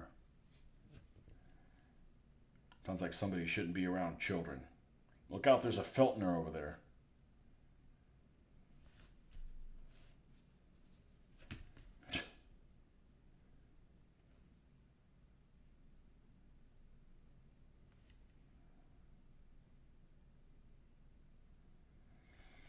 I'm pretty sure most of these names were I was playing close combat and I wrote down like, I had a German squad and picked the names that I liked out of that. And they did that several times.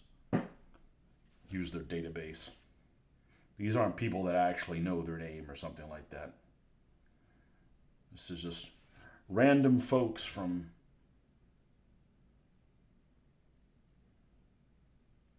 ones you randomly get assigned in a video game when you're part of your squad.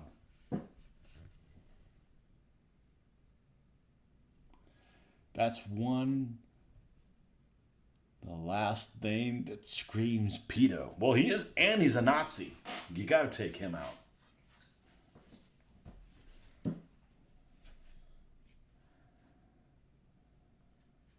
A Nazi pedo.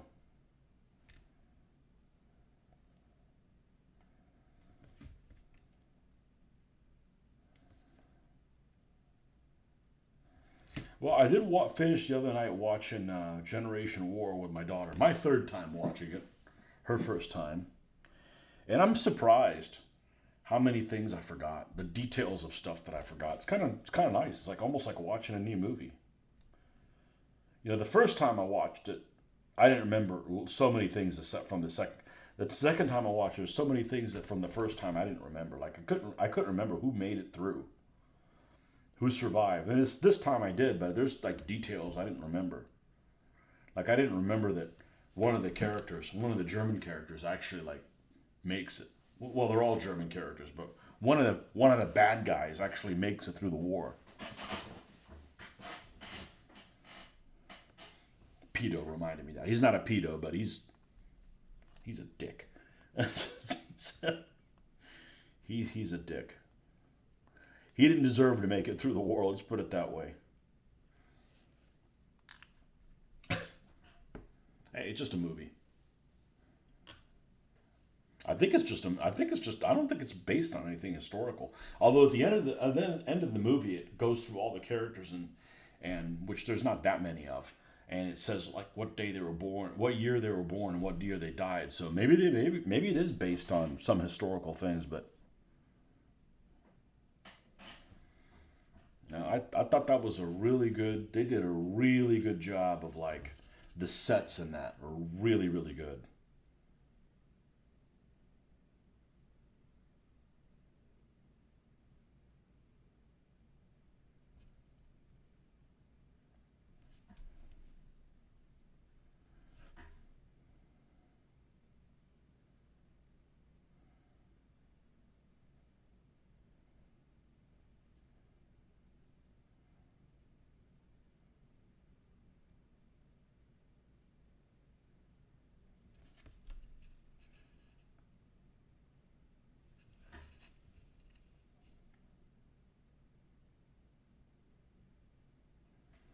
And it's still on Amazon for you guys to watch. It's free streaming on Amazon. Amazon Prime. It's no additional cost for streaming on Amazon Prime.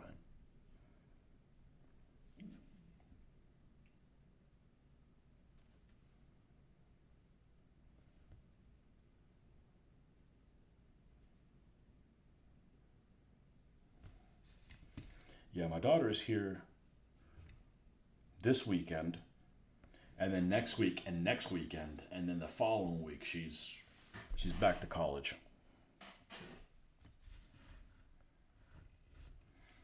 Which is really weird because last year college started really early and school didn't. And then this year, school's starting really early. I mean, like grade school.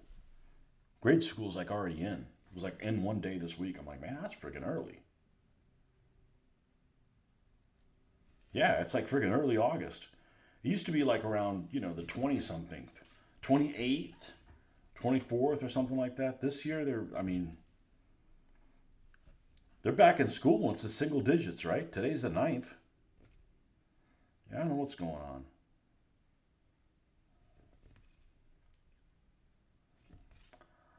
Feltner, the pedo.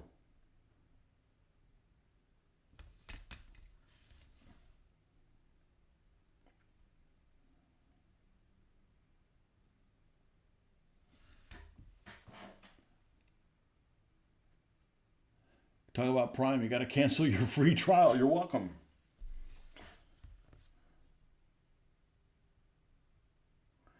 And don't forget to cancel your free credit check thing or something. I don't know.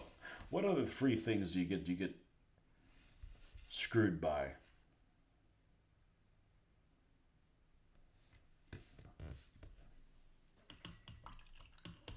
Oh, Snapdragon.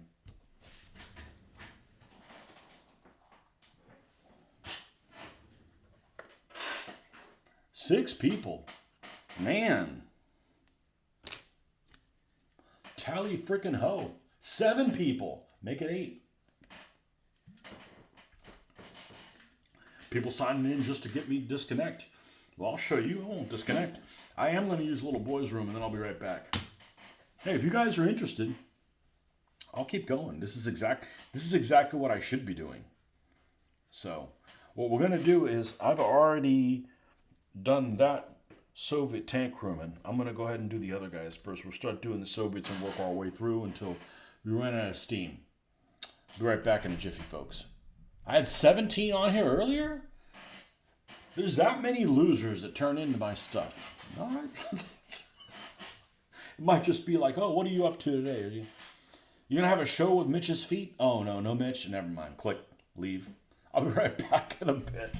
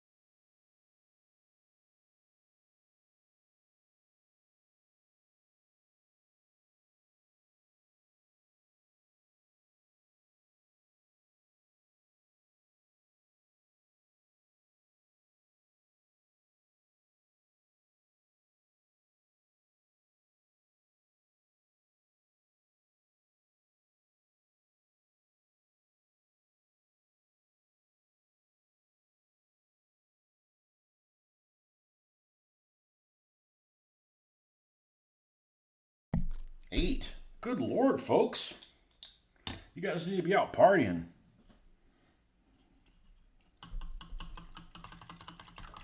Okay, so we've got the base color on all these guys. And let's go ahead and pull the other 2 colors that we use for this coloration. Well, I gotta put my glasses on. I can't see shit that's 2 feet away from me. I can make out the colors, but that's not good enough. Here it is. U.S. field drab. And then the other one's that's affectionately known as Iraqi sand. Nope, that's dark sand. That's its kissing cousin. Where is Iraqi sand? It's almost the same but different.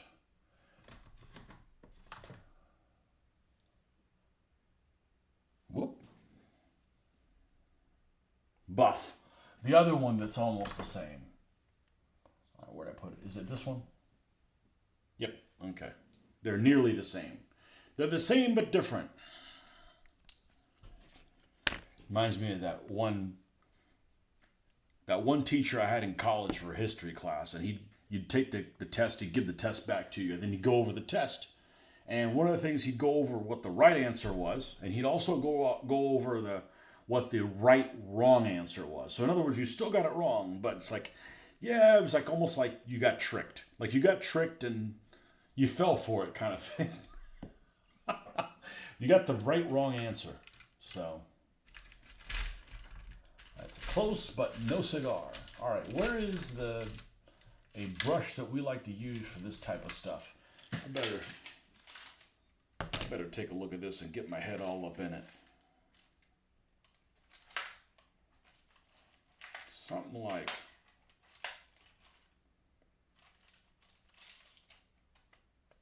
this guy's good right here. All right, and we're just going to go ahead and mix it right here. Not really mixing it, but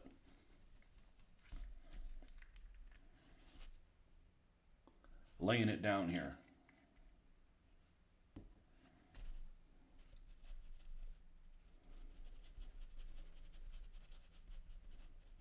Yeah, I was talking about people watching this channel. I don't know why people watch this channel, but I used to, before I started making my own content, I'd turn somebody on. I used to like listening to talk radio, but talk radio all turns into either politics or sports. Two things I don't give a crap about.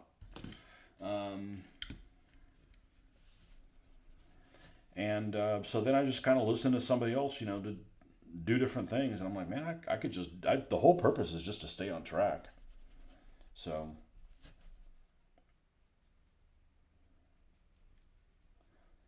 that's the only reason I do it. But I did lose some people that were on there were subscribers for the DBA stuff. But I don't do DBA anymore. I'm still going to leave my DBA videos up there. But there's several people I subscribe to. I don't really watch their videos anymore because I'm kind of past that point. But they had to do with making videos on YouTube, and there's a couple of them that I think they make their living by making videos about how to do stuff on how to make money on YouTube or get more subscribers or get your subscriber count up or whatever it is. That's what their shtick is all the time.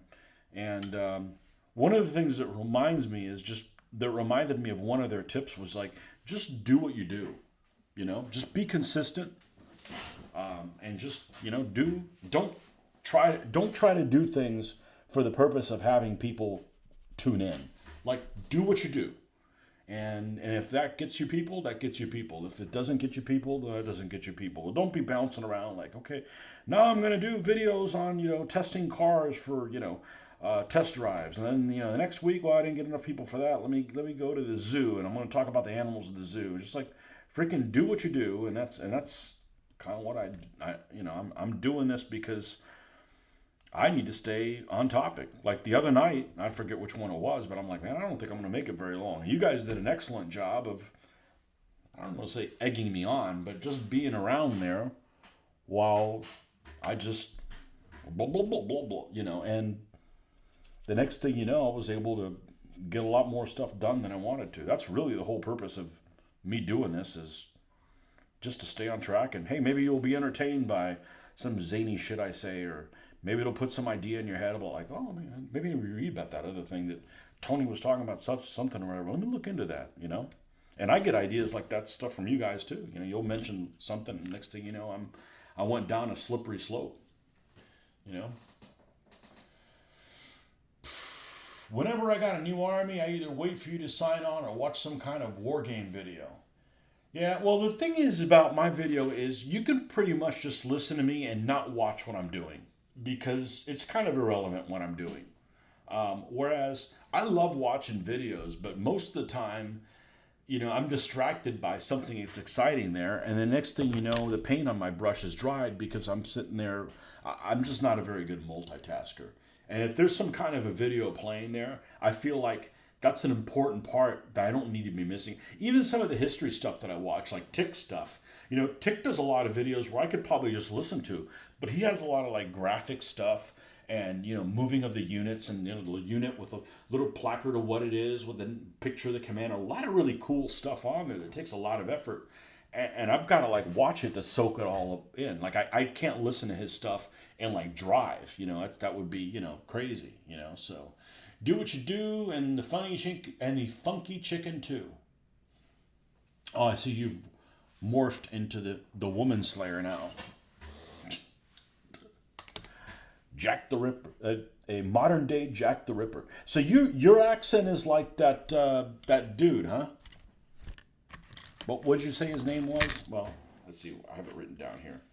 Using my homework assignment. Oh, this is a different. Oh, this is a different. Oh, look, I got win-loss ratios of win-loss games on DBA game. Like that. We've already entered that shit. Oh, it's this one. Here we go. Fred Dibna or something like that. Fred Dibna, damn it. Yeah. Take a shit out. Takeshita. I don't know what I'm going to do in Japanese. Who should the Japanese fight if I do Japanese? Well, the thing is if I'm going to go into the Pacific, it's not going to be anytime soon. And if I do go in the Pacific, it's going to be the Japanese first. And once I have the Japanese, I can worry about, which I already have the troops for, then I can worry about them fighting somebody. I'd be perfectly happy with them fighting Marines. I just don't want to do the type of battles that involve Marines and Japanese. You've got guys that are on severe defensive on an island just being shelled by, all kinds of naval craft. You think about, it's just a destroyer bombarding you. The freaking destroyer is like, 150 millimeter guns, and it's like got lots of them and lots of ammo. Your output with the World War II project's been damn impressive. Wish I could match your constant enthusiasm for the project. Yeah. Well, I either have to do that or it doesn't get completed. It's like, well, why don't you go game at Mitch's? If I do that is another night. It's just gonna turn me into in a different direction that I don't need to go. I got to get the basics of, once I get all this stuff done, I've got enough stuff to work on things. I certainly have enough vehicles, and then the next thing we're gonna do is. I gotta go through the rules. I gotta start something small. I gotta do a sniper hunt or something like that, and just work my way through it. And there's already what? There's also who as a name. Flip over to top chat for the bump, all right, and then come over here to live chat for the other bump, the bump back. Fukume. Fukume is a name. Fuck you me. What the fuck you mean? No, it's Fukume.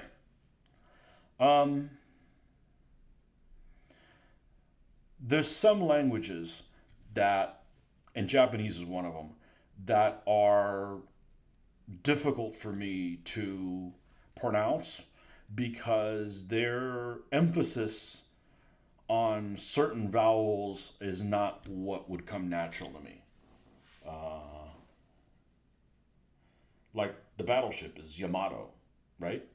And in Japanese it might be Yamato or Yamato. I don't know, but it's a different.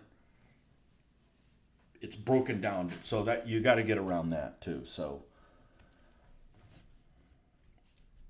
I don't know. I already speak 2 languages and make fun of about another 6, so I'm good. I don't need to. I don't need to increase my my area of knowledge. But that's one of the things. That's the problem with when I was trying to watch the show in Italian. I'm like, oh, I'll be able to pick this thing up, right? Italian reads almost the same as Spanish, and shit, I can't even do shows in Spanish. They just pronounce shit differently that I'm. You know, it's a different version of Spanish that I'm used to, where they speak too fast, or I got to run subtitles on everything. Everything. If it's in English, I got to run subtitles on everything. But the thing is I watched that video of Fred Dibna, and it didn't have any subtitles. And it's because he spoke slowly. And I don't mean like he was unwell. Actually, he is unwell because somebody climbing something like that is just flat out crazy. But he spoke in a calm, and I was able to follow him the whole way. You know, so yeah, speed is of the essence. If you speak too fast, you're gonna lose some people. Unless you have a, what did you say I had one time? A Middle Atlantic I don't know. I don't know what I have. All I know is I can be a morpher. So there's some places I'm not allowed to go to, or I'll come back, you know, talking all weird and stuff. Like, I'm not allowed to go to any of those scouse lands. The Japanese also have dialects and accents, so the proper pronunciation won't be the same all over Japan. Oh, now they're just being difficult.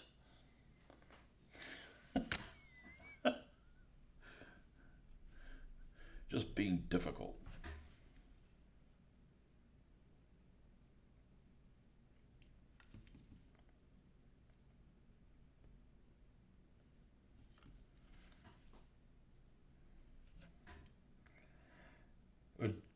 Japanese is one of those languages, like you'll be watching something with subtitles, right? And then there's some proper name that'll come up, like maybe the name of a destroyer or something like that. And they say it, and it's spelled out what it is. And I never hear that name. I'm like, what did you say instead of that? I guess the pronunciation is so different than the spelling of it that it is not even, you know, I didn't even catch when they uttered it.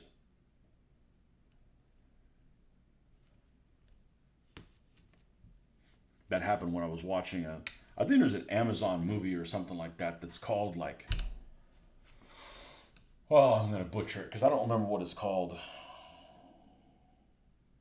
Naval War of Archimedes or something like that. It's a movie about the guys that designed the Yamato, and basically they knew that they got this guy to. I only saw it one time, so I don't remember what the gist of it. But it's not really worth watching. I mean, but I don't know why I stuck with it. But it's basically this guy that said, I don't know why you want me to design this battleship. Battleships are a lost cause. And then he finally got talked into like, well, if you're going to design a lost cause, then we'll do the best job that we can on it. That's basically the gist of the movie. And yeah, I had trouble with that one. Like, when did they say the name of that ship? It's spelled right there, and I just listened to them, and I never heard anything that even remotely resembles the pronunciation of that. Well, Fred did say he went to the pub before work. No sane man would climb those things sober. Yeah, no sane man would say, "Oh, I'm not going to die like this. I'm not going to fall off." Like, you better watch your mouth, man. You better stay humble until you've won the race, and that medal is hanging around your freaking neck.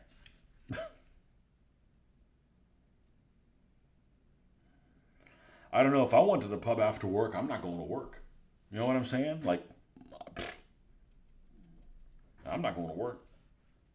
I'm feeling pretty good. I'm going to stay right here.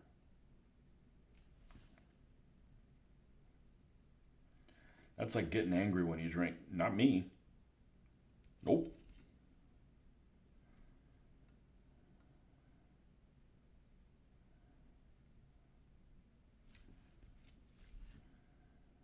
Not this guy. We know these are plenty dry because they were painted in the last batch on, let's see, what would have been? Wednesday? Yeah, I needed to go to a smaller brush. Need to be able to get into some of these nooks and crannies. What did we say the crannies were? Crabby grannies? Crannies. You better behave. I'm going to sick the crannies on you.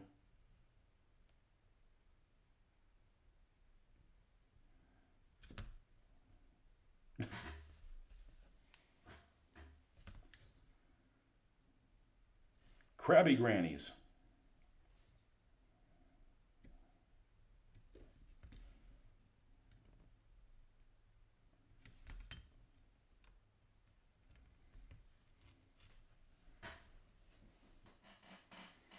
What are the... Oh, we got the interloper here. We got the Americano that did not make the cut last time. Willard.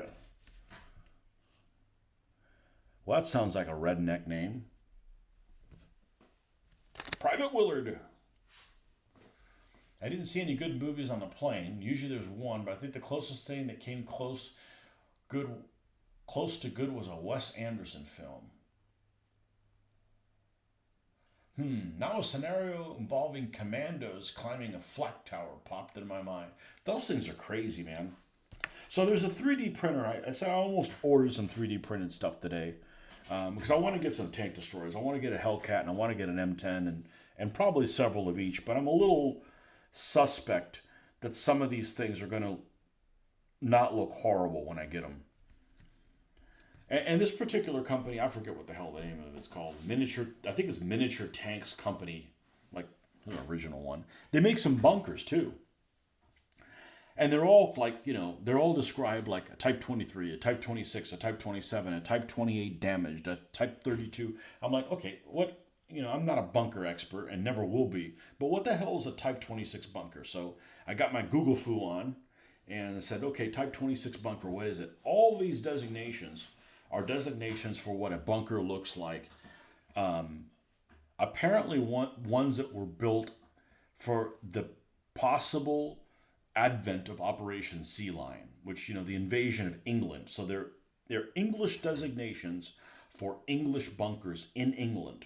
I'm like, they better be similar to some in Normandy or on Japanese islands, because that's freaking useless. I don't see people like lining up, to build a bunch of fortifications for United Kingdom, a potential invasion of the United Kingdom. Operation Sea Lion or whatever. What are they going to do? Recreate like the battle from The Eagle Has Landed, or that battle at that fake battle in that Disney movie Bed Knobs and Broomsticks, where they bring all that scene's actually pretty funny. Where they bring all the freaking knights up, all the armor is animated, and they fight off the Jerrys that are landing on, But I just, English bunkers in England are pretty useless. First of all, it didn't happen, and second of all, it's likely that they might have landed somewhere that there wasn't a bunker. I don't know. Maybe there's German equivalents, and they're just similar to those things. A flak tower, yeah. If you're talking about those things that are like in Hamburg or whatever, those things are freaking huge, man. I hear commandos, and the first thing I think of with commandos, and like, oh, that's guns and arrow. Which even as a kid, I'd never understood. If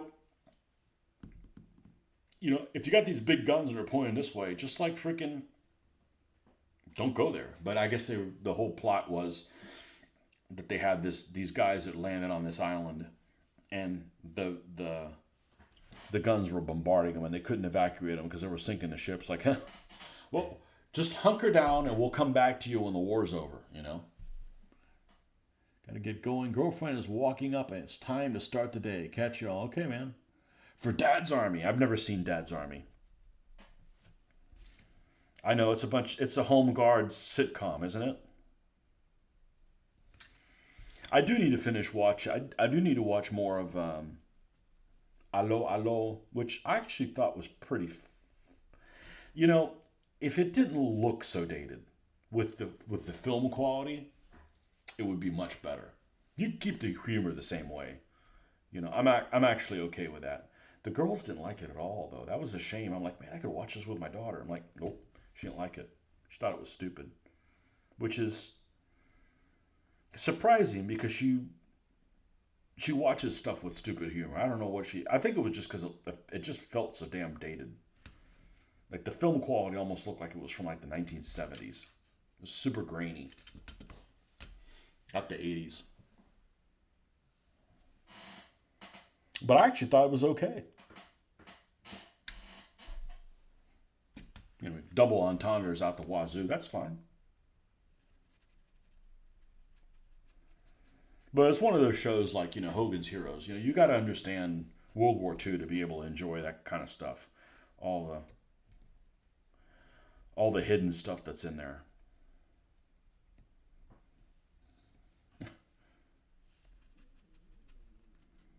Yeah, some of those flat towers are freaking huge.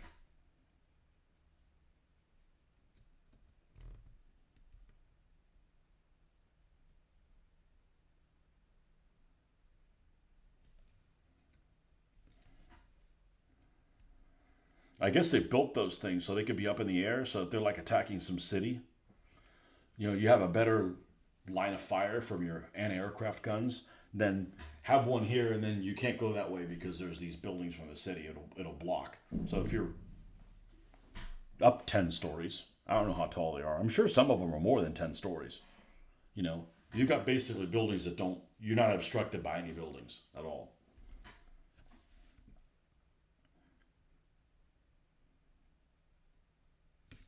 You have no bombers that are hiding behind the horizon. Well, there's always going to be a horizon, but there's less of a horizon. Comrade Goldash. Who else we got here? This is Comrade Grigoriev. I thought it was Gebev. Oh, Gebev is this guy. Gebev is this guy. Grigoriev.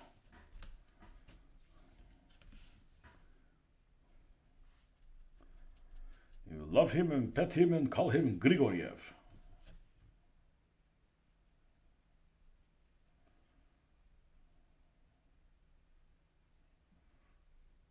A good name for the monk in Diablo 3. Grigoriev. The monk is kind of like a Russian dude or whatever. Seemed like he is like that. There's a dirty something. Fuck, a dirty. From the Sudan, one flashback episode, Dad's Army always cracks me up. Okay, hold on a second. Let's give you a bump. Always the critical word is stuck there. Dirty fucker. All right, I'm going to look that up. I bet there's a clip of it on YouTube.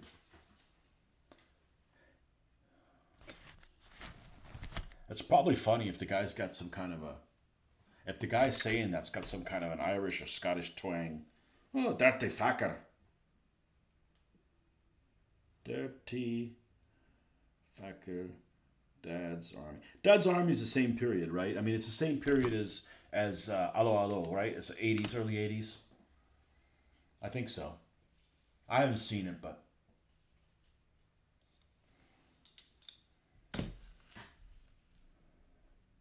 You're a dirty fucker.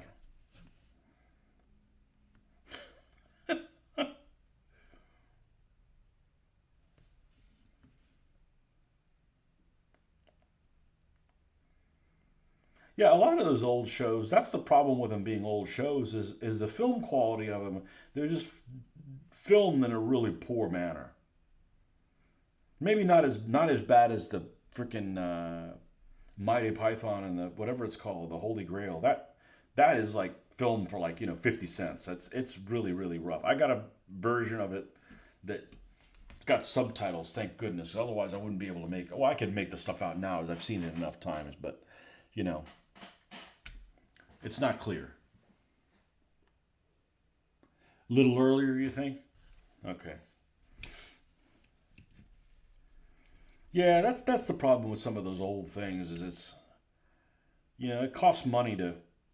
It costs a lot of money to have really good filming equipment, and a lot of these shows just didn't have that.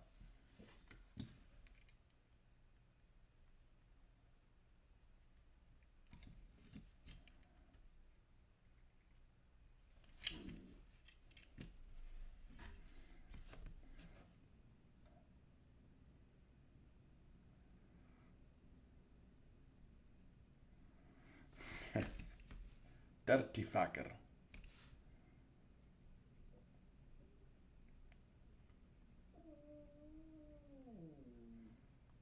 Man, my stomach is just a concert series. I don't know what the hell's going on there. Yes, thank you.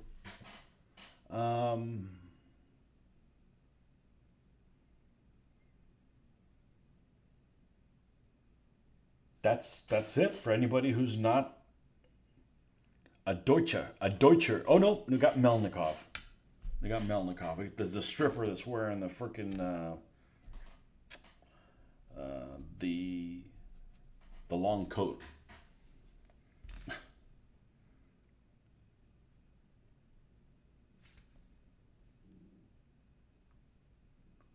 I get rude for rubles. Yeah, if rubles is like Russian communist money, like they don't need money, right? Everything is provided to them by the state. What do you need rubles for? Buy things on black market, comrade. Ah.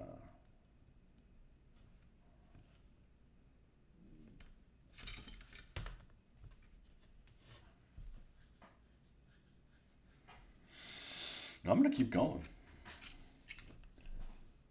You guys still along for the ride? Let's keep going. See what other stupidity I come up with.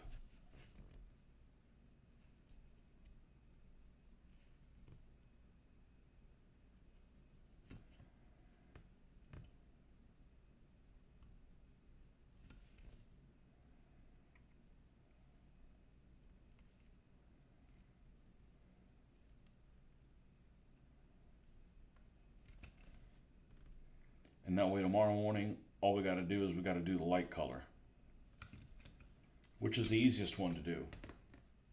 What time is that? It's 9. Man, I felt like it was a lot later than 9:30. Yeah, we can knock all these guys out. Gluck!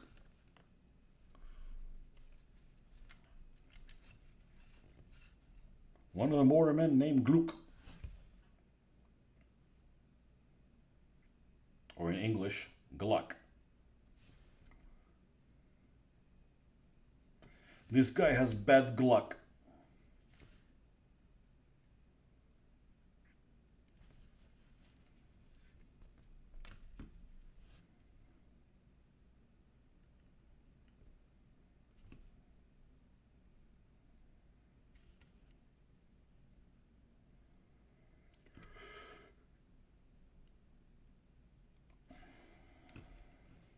Okay.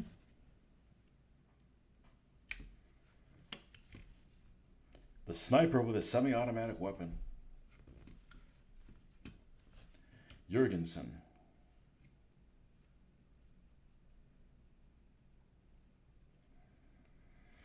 I got German snipers.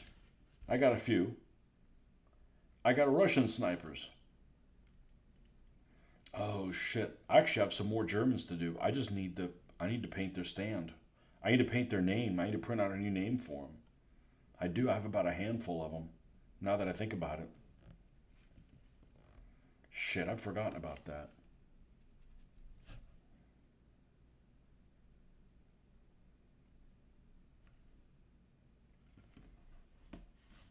Yeah, how many do I have, now that I think about it? I mean, others are painted well. I just have to redo their, God, I thought it was done. Yeah, I have a lot more painted than, oh shit, I got a lot. Yeah, these guys all need names.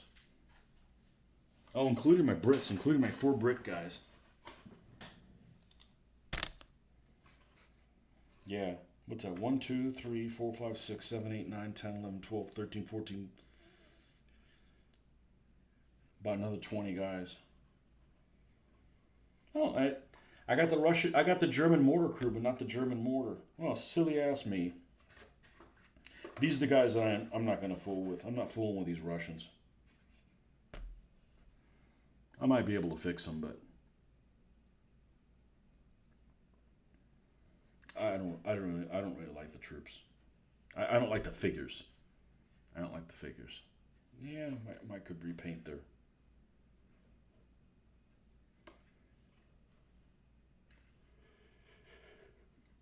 Well, that was a downer. Yeah, Becker and I have a Hoffner. I don't have the Hoffman. I have a Hoffner. I thought that had a name similar to that. Halm, Brasak, Kranka. Yeah, Kranka with the Gewehr 41. Schaefer, Schenka, Worth, Fromm, Langemann. Got a lot of mans here. Schneider, yep, the squad leader. Vila, Mueller. Yeah, that's the Germans that are left. Crap, I'd forgotten about that. Yeah, I don't have painted Germans for a while. Yeah, well, I could just focus on, U.S. guys or.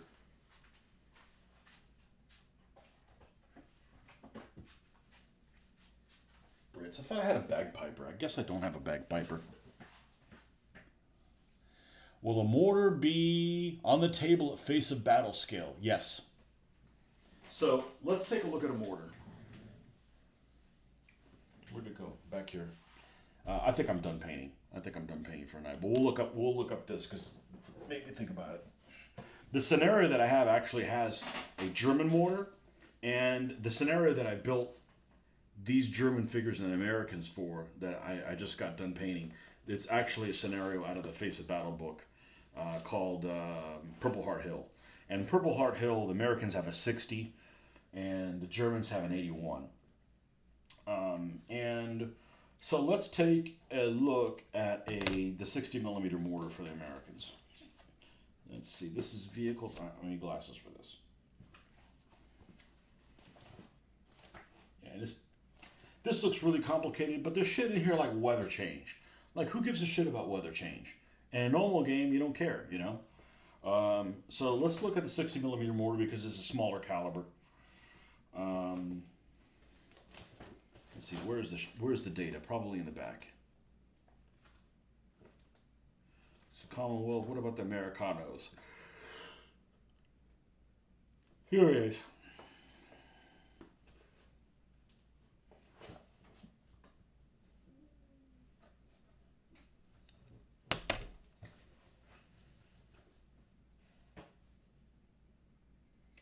Oh, just to get an idea. Flamethrower. Here's a flamethrower. It can go up to 20 inches away. Well, that's good. It's not like you have this weapon that's super cool. You want to see it in action, but the chance of using it is really unlikely because it only goes like this far away. So the chances of you getting that close, 20 inches, you're going to get within range. Now, it's long range, so effective range is 12, and then short range is 5. Yeah, I'd say that's short range. M2 60 millimeter mortar.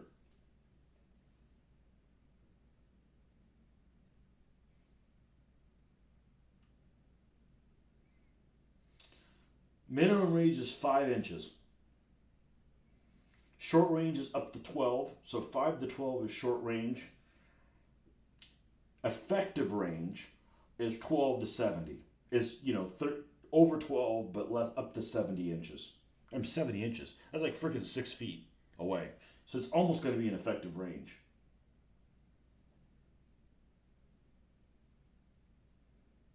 Yeah.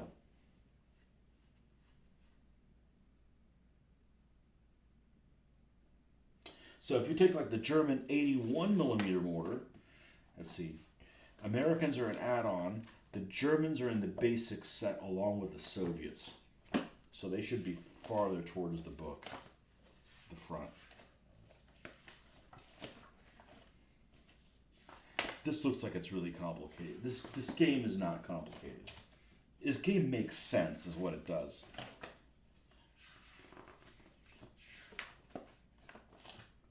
Where is, yes, this talks about vehicle stuff, If you don't know, Panther, like data for Panther.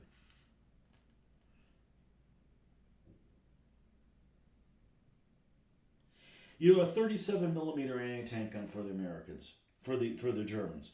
A PaK 36. Short range is 18 inches. Effective is 48, long as anything more than 48 inches. Yeah, you're going to shoot across the board.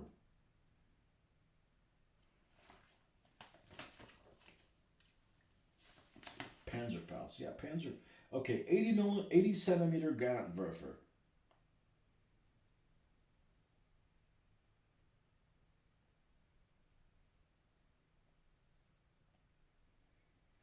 Well, here's the interesting thing, okay? If you have a 50 millimeter mortar for the Germans, same thing with a 60 for Americans.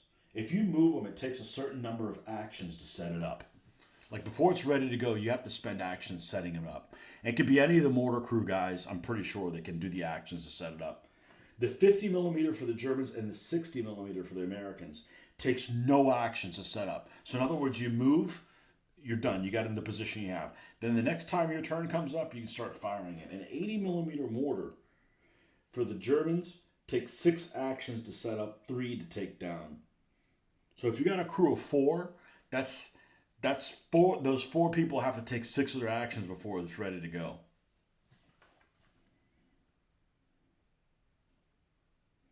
Minimum range on an 80 millimeter mortar is 6 inches. And short range goes up to 60. So 5 feet away, between 6 inches and 5 feet away, is short range. Effective range is out to 240 inches.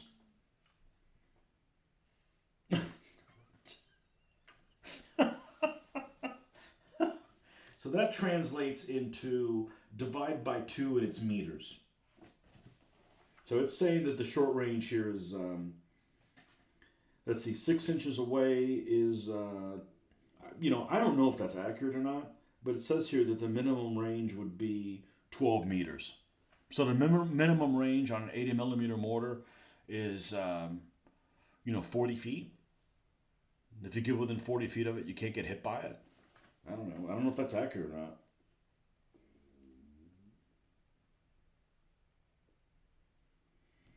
Now here's the data on the Granatwerfer 34 was a very reliable medium mortar and the mainstay of the German infantry mortars.